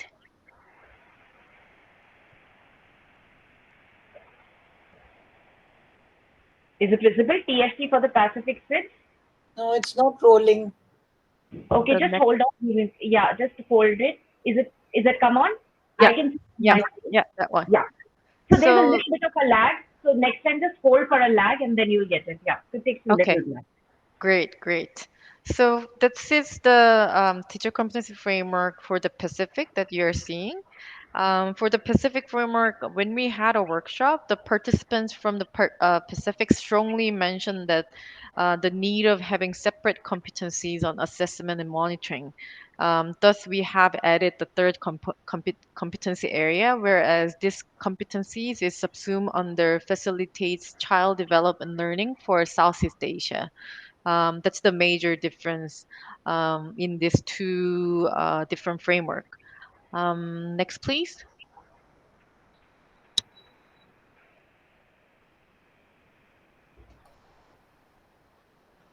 Piloting the application or the Sorry.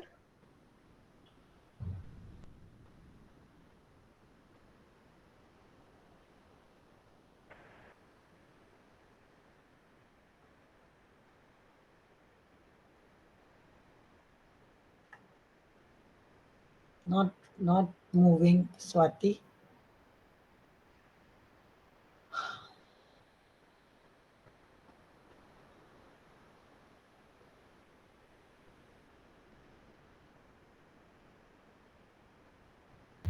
Swati ma'am, are you there or we lost you? Yeah, I think we've kind of lost her. Let me try now.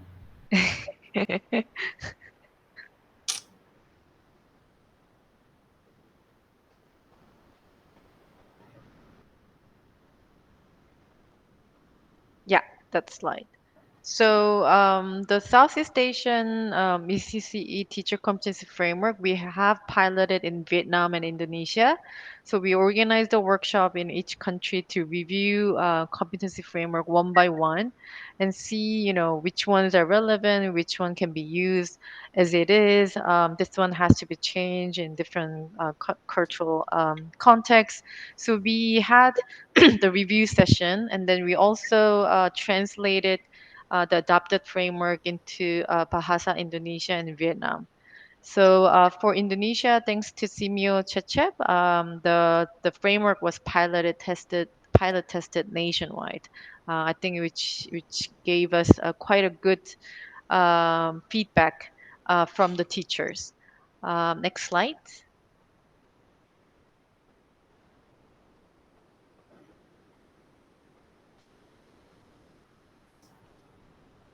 I don't know why it doesn't move. Every slide has to be individually Yeah, that's brought on. It's I was thinking maybe it could just roll rather than. Mm. I can also just talk, I guess, while we are waiting. No, So, you should, yeah, so that yeah, you can listen and hopefully it'll come on. You can yeah, to talk. yeah. So, UNESCO Bangkok and with Arnek also explored innovative pedagogical approaches and tools in ECCE in the Asia Pacific region. It aimed to provide teachers and teacher educators tools and information that support effective, innovative pedagogies.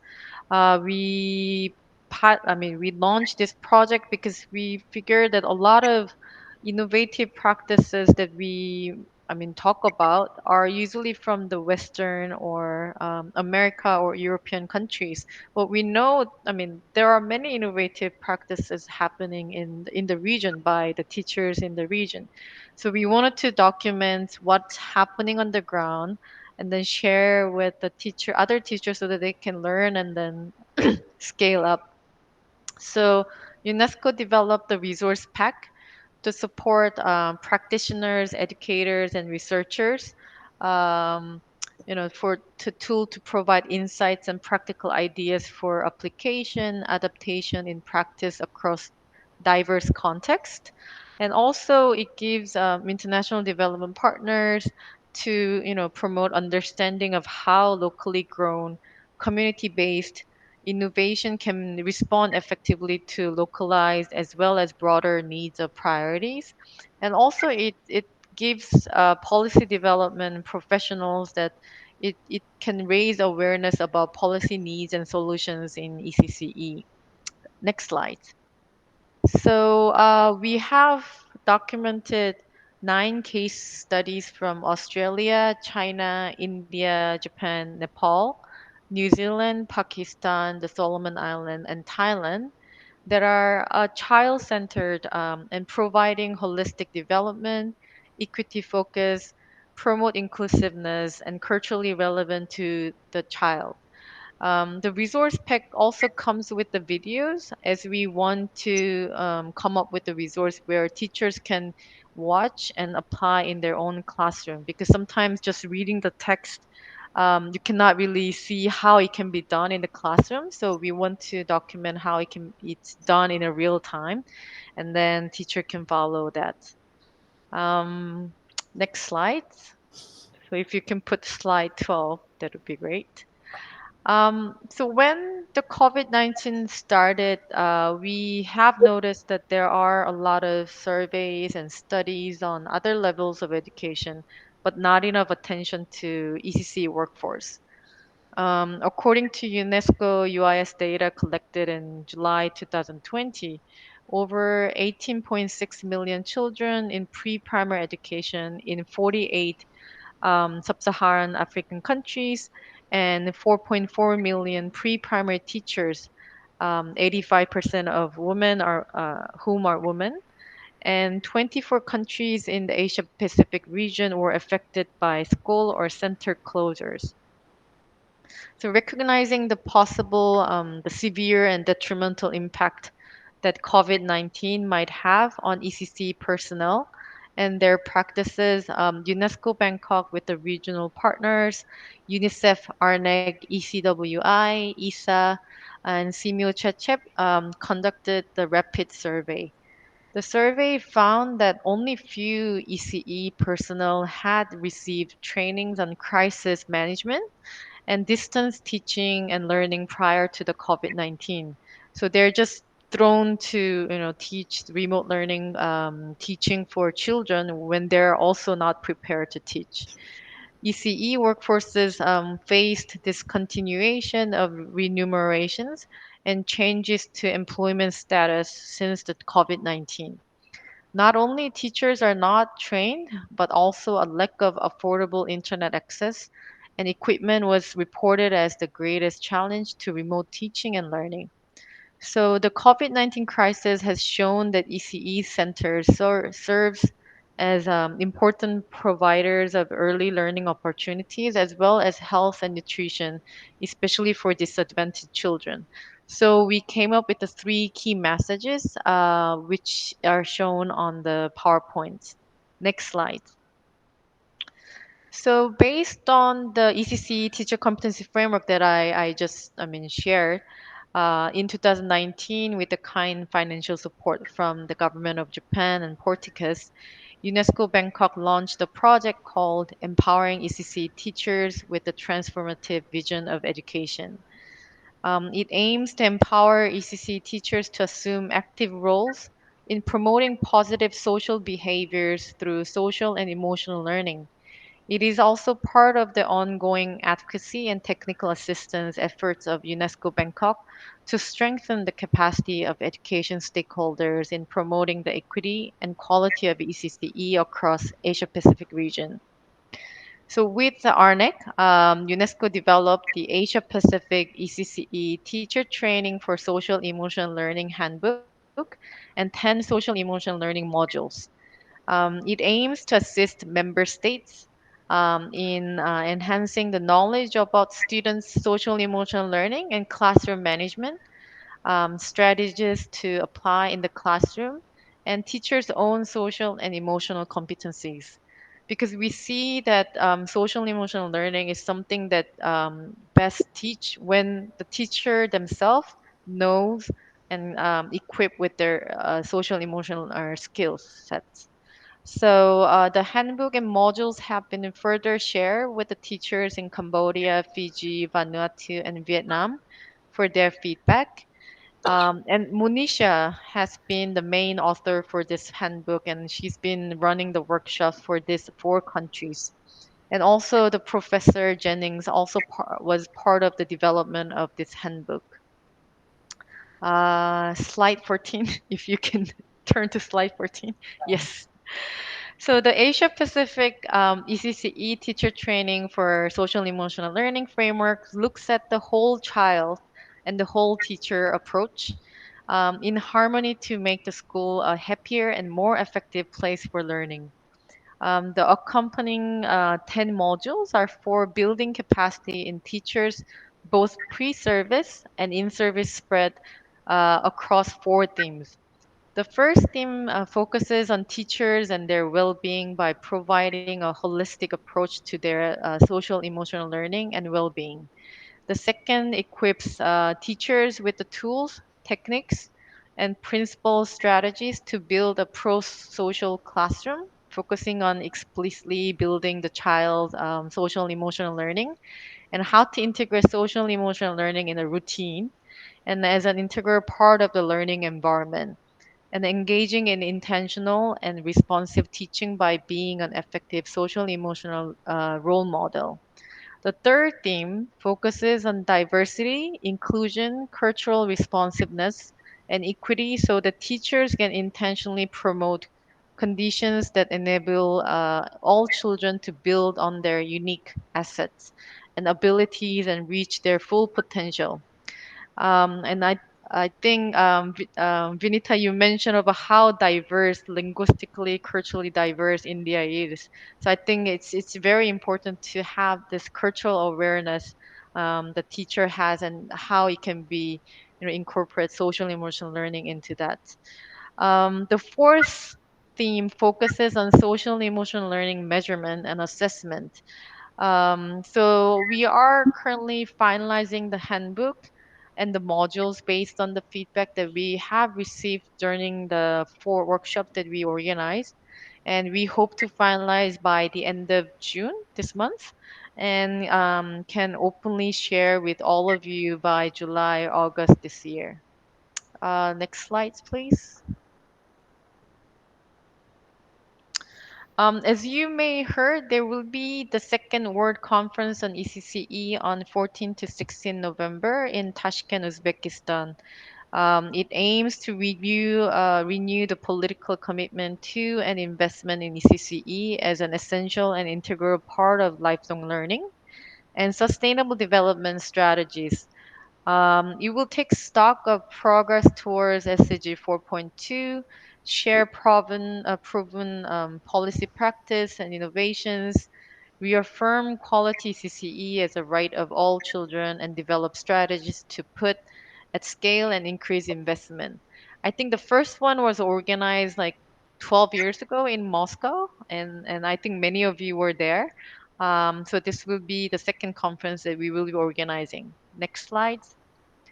So the conference will cover these four themes, including ECC workforce, which will cover the topic of pre and in-service training, professionalization, attraction, recruitment, deployment, and working conditions. So it will try to capture all the issues around the ECC workforce.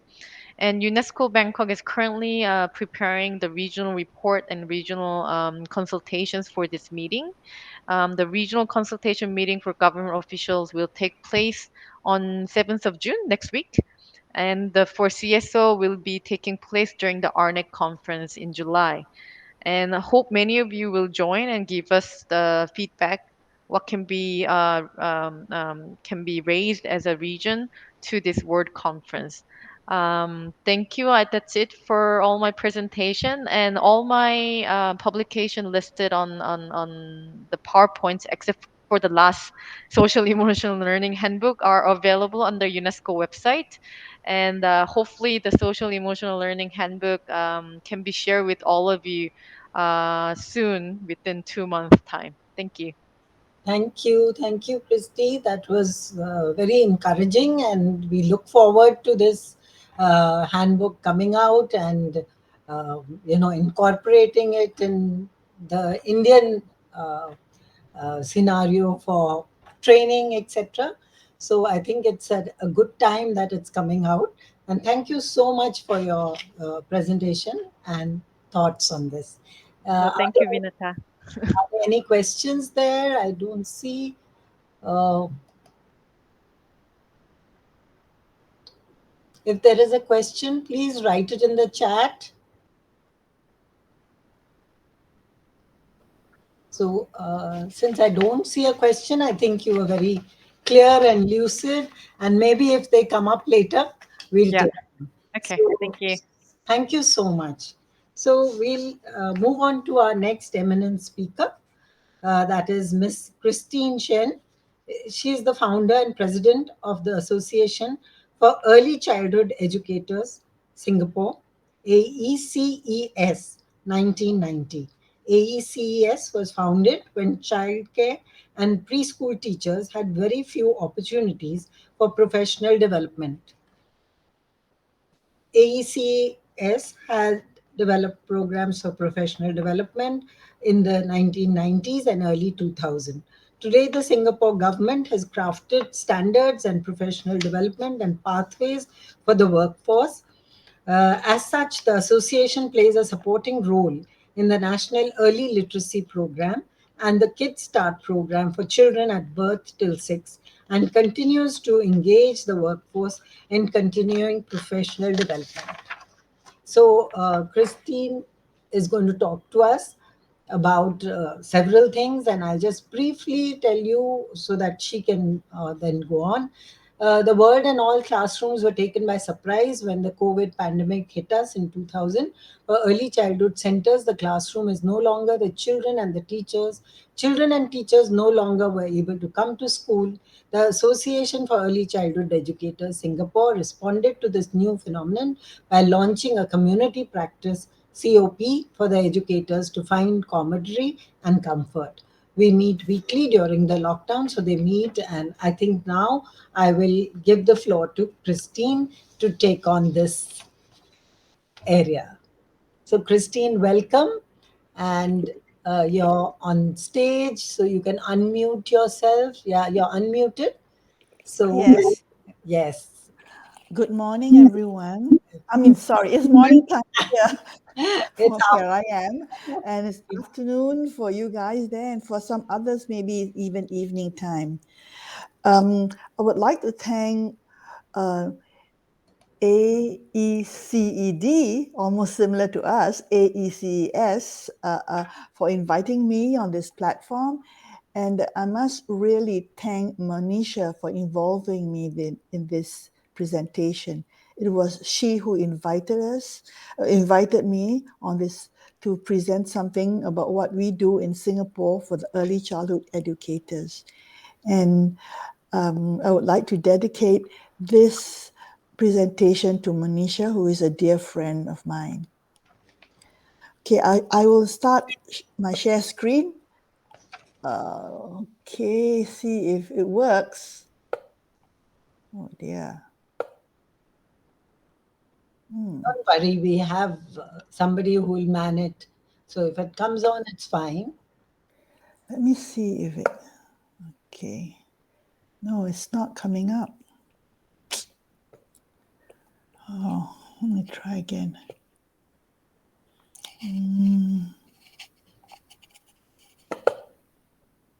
Okay.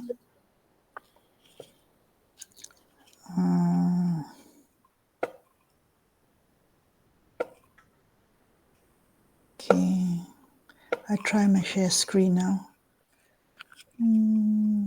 Windows.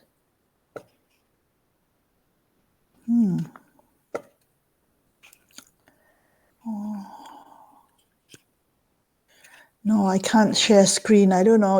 It's not working today. It worked the other day when we Just a moment, ma'am. I'm doing it for you. No problem. Okay, can you help? Sure, you take a deep breath. It'll be fine. Yeah. Okay. Yeah, there we are. Okay. It's fine now, ma'am. Yes, yes. Yeah. You Yeah. just Thank can you. give me instruction. I'll just move on. Got it. Okay. So the topic of my presentation is reimagining professional development for the early ECCE workforce and the impact of COVID. Next slide, please.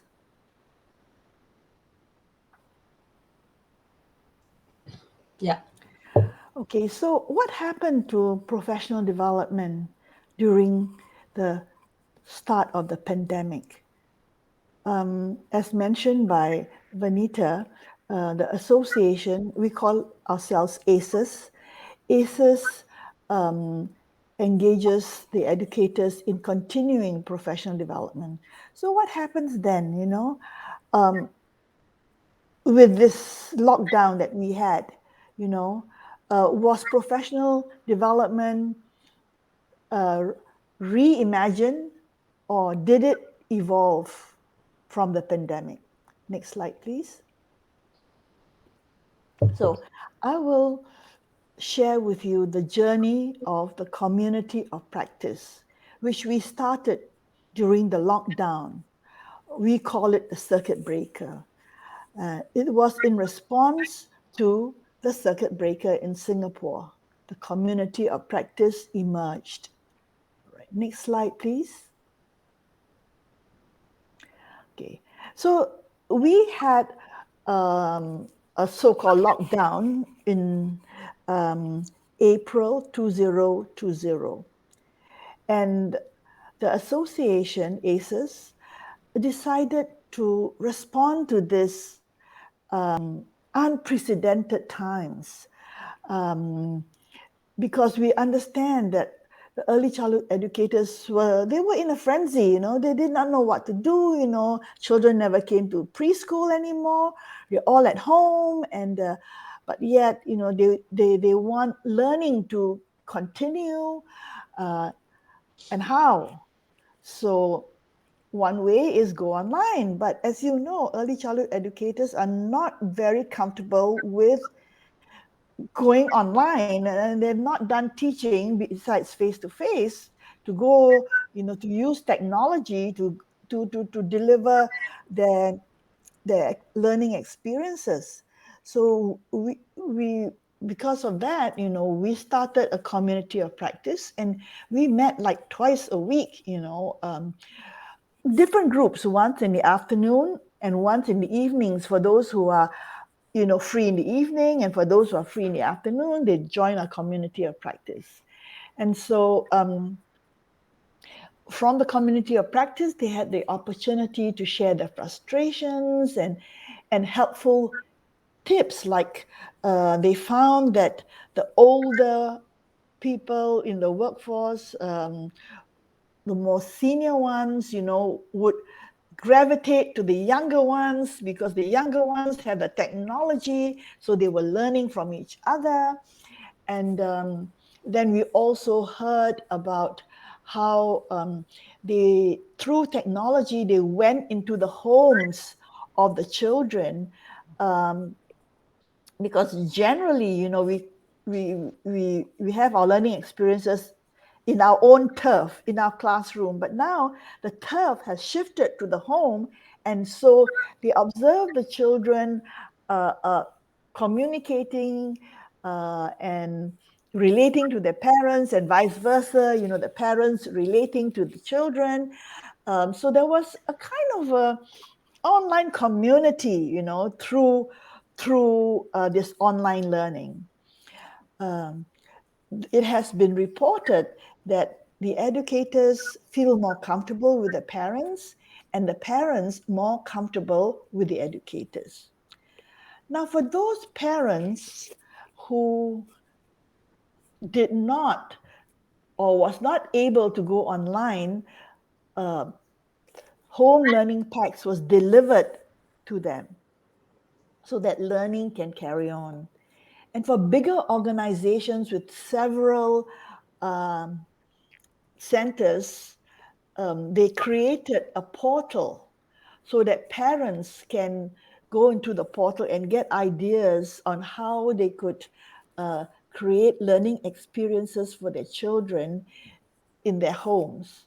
So, all this was happening for almost 2 months, when we were also getting ready to get the children back into the school. So what this community did was share ideas as to how they could welcome the children back. That the teachers were kind of apprehensive, the kids were home for 2 months, how would they communicate? How would they adjust to coming back to school? And then so too, the parents, were apprehensive. So the teachers and parents worked closely together. So they had like banners in the school to welcome children back. They had little gifts, for the children. And all these ideas were exchanged in the community of practice. The teachers were also prepping the parents to prepare the children that when they come back, they have to put on their mask, and they have to wash their hands frequently, and they have to keep distances from each other. And so the teachers and the parents actually worked very closely during this time. And when the children came back, as reported in our community of practice, they just sailed in. Here we were storming and together as to what should we do. The children just sailed in. So next slide, please. Doing it, ma'am. Okay. Sorry, Christine, I don't have the good thing to, we need to little bit hurry up. So, okay. So hurry. Okay. So back to school. Okay. So, so they went back to school to the new norms.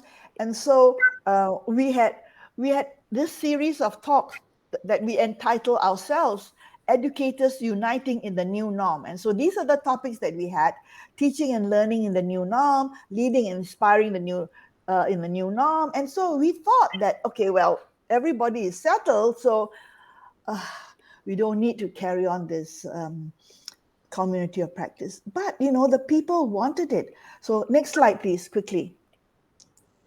Okay, so we had this next series called Conversations. So we started talking about teachers' journey to mindfulness, which I think our other presenters talked about. Opportunities for joy, hope, and compassion. Then we talked about mindfulness in the curriculum, and we saw children going into mindfulness exercises. And then topic like embracing Ubuntu. Next slide, please. Okay, Ubuntu simply means I am because we are. Next one, please. So it was by Nelson Mandela. In Africa, there is a concept known as Ubuntu. So it'll come on. It'll just come on. Huh? Okay. We can carry on and we'll try and get it in. Okay. So it is actually a African kind of practice. And this practice was also done in some childcare centers. And okay, so this is what I just said. All right. Can we do the next one? Next. So this is the work of the children after we talk about Ubuntu. Ubuntu is basically about caring, about being kind, and I am because we are, and is the me and we spirit. Okay, the Ubuntu. Okay, so this is one of the topics that we discuss. Okay, next one. Okay, so this is what we do. We had it all on online, and people, like, we have almost sometimes, well, it ranges from 50 to 100. So okay, I'll go very quickly. We are short of time. That we have the well-being of educators. We discussed it. Next one. Okay, this is the same thing, the well-being, the rainbow in the sky. And next one. Okay, so the topics actually evolved from the group. It evolved into gardening. And Singapore, we have 90% living in high rise, and we value gardening. And this is an example of the garden in my corridor where my flat is. Okay, next one. So this can go very quickly because it's just showing what the garden is like. Yeah, so these are some of the garden planted in corridors in pots, edible garden. Next one. Yep. These are, all okay. Next one. Okay, tomatoes. Next one. Edible fruit. Next one. Yep. Roses. Yes. Good. Orchids. Yep. Okay. Then after the presentation, somebody in the community said, "Oh, I want to share my garden, outside my childcare center." So the slide before that was the garden outside their childcare center. The childcare center is actually based at the what we call the void deck of the block of flat. So the it's just at the bottom of the flats. And so here you see children planting in the soil in the outdoor garden. Next one. Yeah. And then someone said, but I don't have an outdoor garden, but I have an indoor garden. So the next month, now we have the community of practice month by month. So the next month, somebody presented their indoor garden, in styrofoam boxes to the left and in little plastic boxes, to the right. So different forms of indoor garden. Next slide, please. Oh, and then somebody said, but I want to share about playing outdoors. And in fact, this month, at the end of this month, every Wednesday at 8 p.m. Singapore time, we have our community of practice, and someone will be sharing her playing outdoors. And if you see, the playing outdoors is really going into outside into the green, and not just climbing on climbers or playing ball, but it's going out into the nature. I mean, our kind of nature. You see the block of flats over there. That's the kind of scenery we have. But we do have green patches. Next slide, please. Kushnawa, it's not moving. Yes. Okay. So after they have their outdoor play, they come inside and they created plants, like collage of plants on the left, and on the right, they're drawing the trees as a group. Next one, please. Yes, ma'am. She'll have to take us through it again quickly. It's not okay. So actually, I'm almost coming to an end. Okay. So as the community of practice evolved, people in the community just would come up and share what they think is important to them. So the next 2 months, we already have topics on more outdoor garden.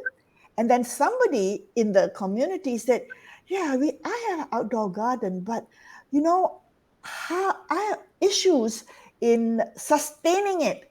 So what she's going to do in the next 2 months is to find ways to sustain the outdoor garden. And then in 2 months' time, she will come back to share with the community on what she did in sustaining the outdoor garden. So as you see, we are actually delighted at the way, this community of practice has been evolving in the past 2 years. And it all started, because of the, COVID pandemic. Next slide, please.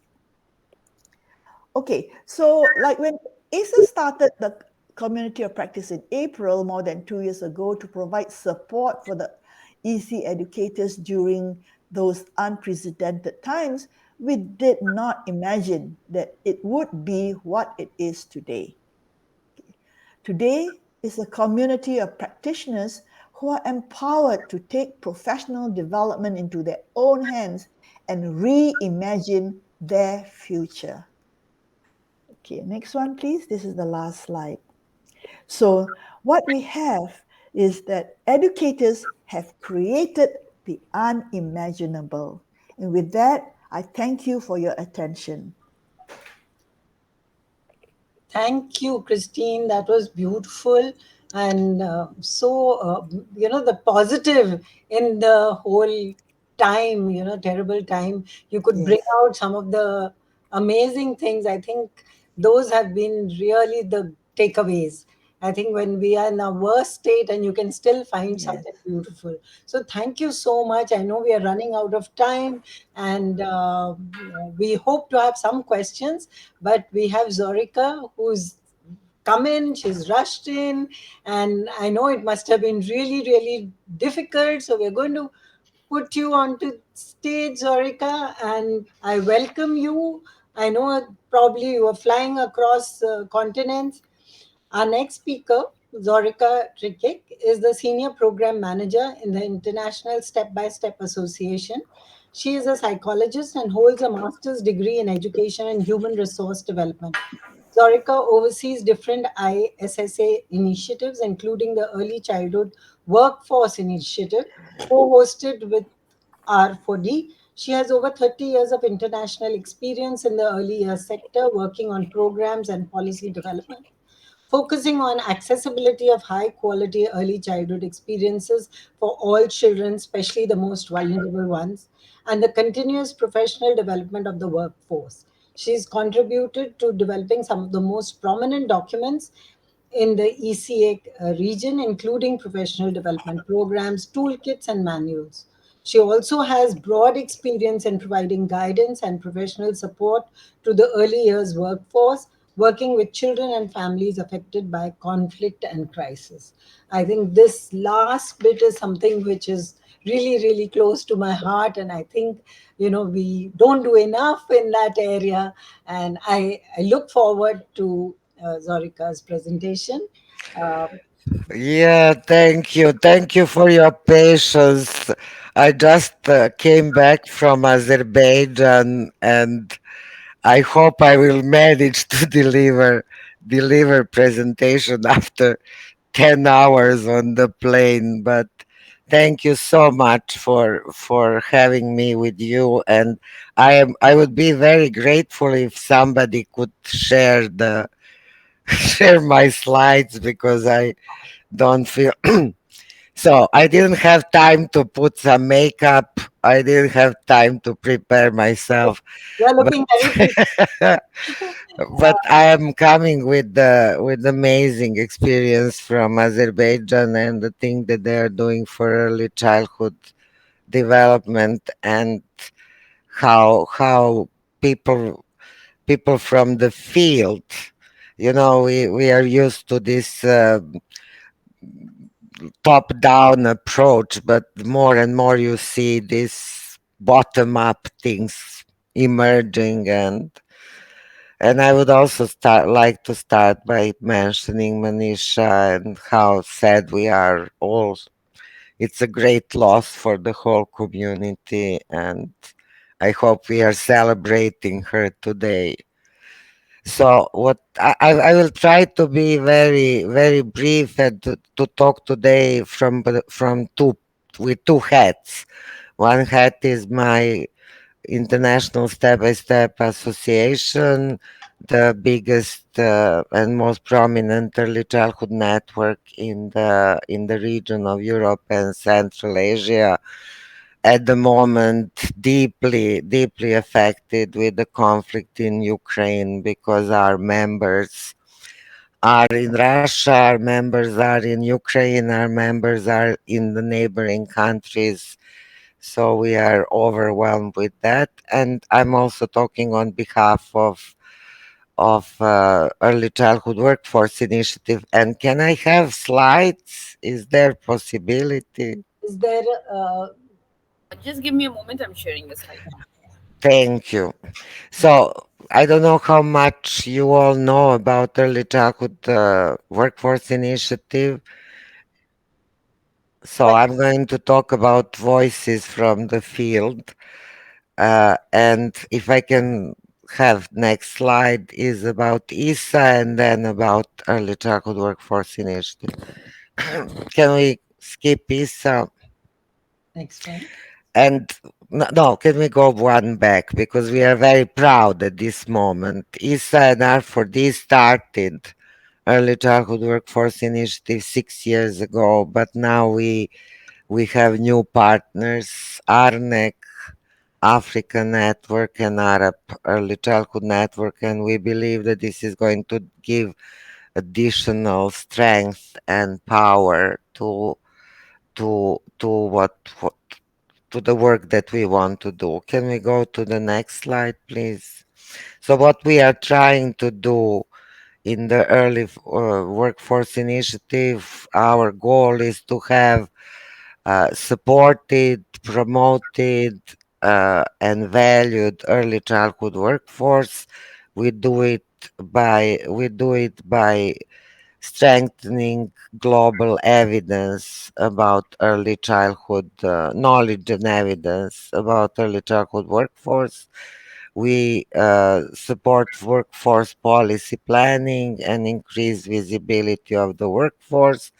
And we have these four main approaches.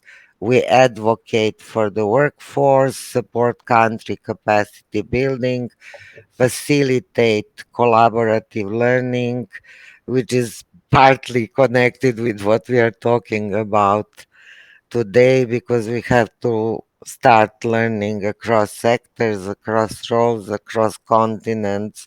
We have so much to learn from each other, and also to build and translate knowledge. So can we have another slide? So what we did during the COVID and after the COVID, can you change the slide? Or am I too fast? No, you're okay. I think you're okay. Ah, oh, so next slide. Yes. So what? No, sorry. What we did, we did 17 interviews with the early childhood workforce, and we were very much supported by colleagues from Mobile Crashes from India. So huge thank you. And people were coming from 11 countries, and the purpose of this let's say small scale research was to share perspectives and lived experiences, to learn from the people who were on the front line, to use that knowledge to inform policymakers and decision makers, and to elevate the workforce. Can I have the next slide? So what did we learn? We learned a lot about mental health and well-being of the workforce. We learned something popped up that was not so visible in the past. That's the story about the strong leadership. We learned that people need training and guidance, but not only training in terms of limited number of hours of training, but continuous professional development and some kind of supervision and continuous support. We all also learned that people were talking about investment in skills and equipment, and of course job and wage security. Can we go to the next slide? So I'm using this little vignette so that you can meet some of these wonderful people. So workforce need support for mental health and well-being, and it became obvious during the COVID time that the burnout is present, and that workforce is facing challenges which are not affecting only their capacities as professionals, but also as human beings. And I like how Kazia is saying, he's a young pediatrician, he's saying, I learned that I cannot take care about the others if I am not able to take care of myself. Can we have next slide? Uh, this is the what I mentioned, strong leadership. It became obvious that in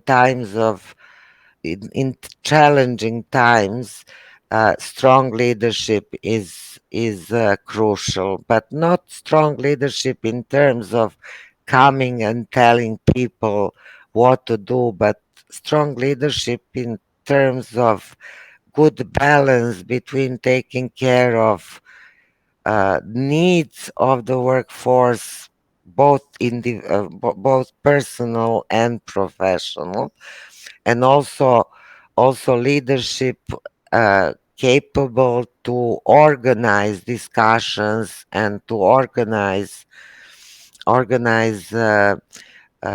situations in which people feel safe to deal with uncertainty.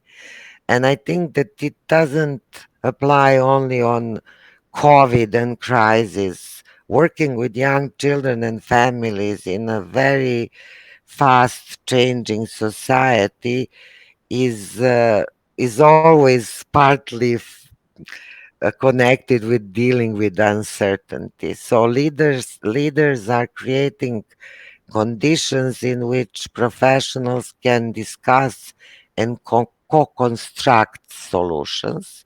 Can we go to another one? Workforce training and guidelines, but also investment in new skills and equipment. Can we go to another slide? I'm aware of time. Uh, but what was really amazing that people were talking about challenges, but they were always connecting challenges with opportunities. And they, during the COVID time, I just came from this conference, early childhood conference in Baku, and the person from the ministry said, "My dream is that we work in partnerships and cooperate with each other across sectors and roles." And I started to laugh and I said, "But we did during the COVID. So what happened? What happened? Why, when COVID was finished, we stopped working together?" So this is something that is also very interesting. Can we go to another slide? Next slide. Uh, Leveraging technology, and it's very interesting. You have two experiences. One is from Israel, the other is from Brazil, and our colleague from Brazil, he's working on engaging men, and we all know how it's difficult to get men in early childhood, but technology helped them. Technology made this kind of meeting. Somebody mentioned, unfortunately, I joined a little bit later, but somebody mentioned that in some cases online work helped people relax, connect. That it was not always that online is creating distance and uh, preventing people from working together, because online gave people more opportunities to pick time when they want to get engaged, decide about the level of engagement and many other things. Can we go to the next slide? Flexibility and understanding across the workforce, and this, if you see, strong sense of I can't pronounce it now, camaraderie and pride, how people felt proud.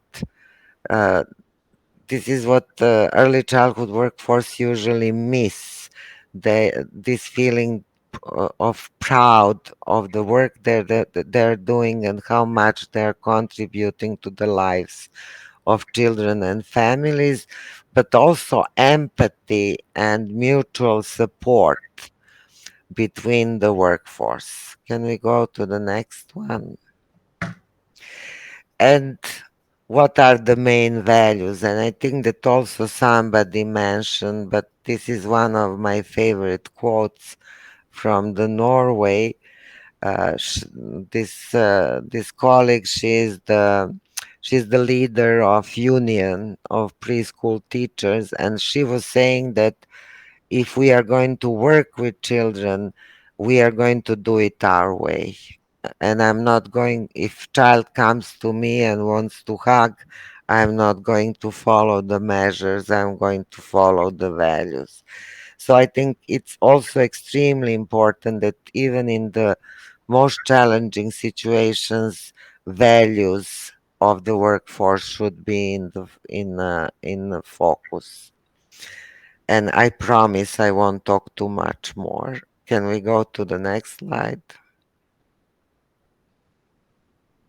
So basically, reinventing professional development. I agree with your notion that maybe it just evolved. We didn't reinvent anything. We just went one step further. So, and I'm going to pick from here only few things. Unfortunately, I don't have time to talk about everything. But what is what for me is crucial is that they became aware that professional development should be more than teaching specific knowledge and skills. It should also be about nurturing and taking care of the human side of professionals. So we need a mixture of psychosocial support during the trainings.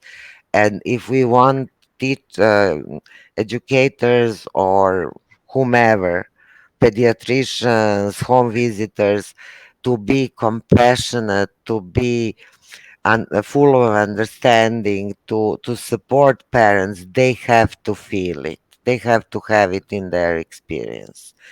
The second thing is that we need to invest in building leaders, new type of leadership. These kind of leaders who can manage technical and administrative and structural part of the work, but also leaders who can lead communities of practice, those who can create them. We call it democratic leadership, but that kind of leadership that can organize more horizontal professional development, something that is going to happen on the level of the center of the service, where people who are frontline workers are going to have a say when they are going to express what they know and what they would like to learn. And one more thing, that's that it seems that during the COVID time they became aware that it is so good to have trainings and professional development across sectors. We are used to work in silos, but it's time that we organize joint trainings, and they did it. They had joint trainings of home visitors, early childhood educators, pediatricians, and other professionals, and that they use that time to learn from each other and to better understand how they can jointly improve well-being of children, families, and their own. And I think that's from me.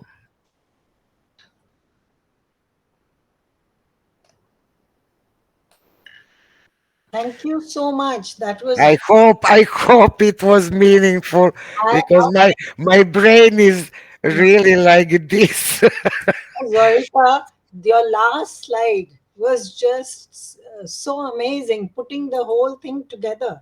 I love the concept of horizontal and democratic approaches to professional learning and transferring knowledge and ready made solutions to nurturing creativity, innovation, curiosity. I think, in a nutshell, you put so much of what And we have to learn to take care of each other. And collaborating and respecting each other. I think yes, yes, and we have that experience. We did trainings with mixed groups, and it's amazing. It really opens.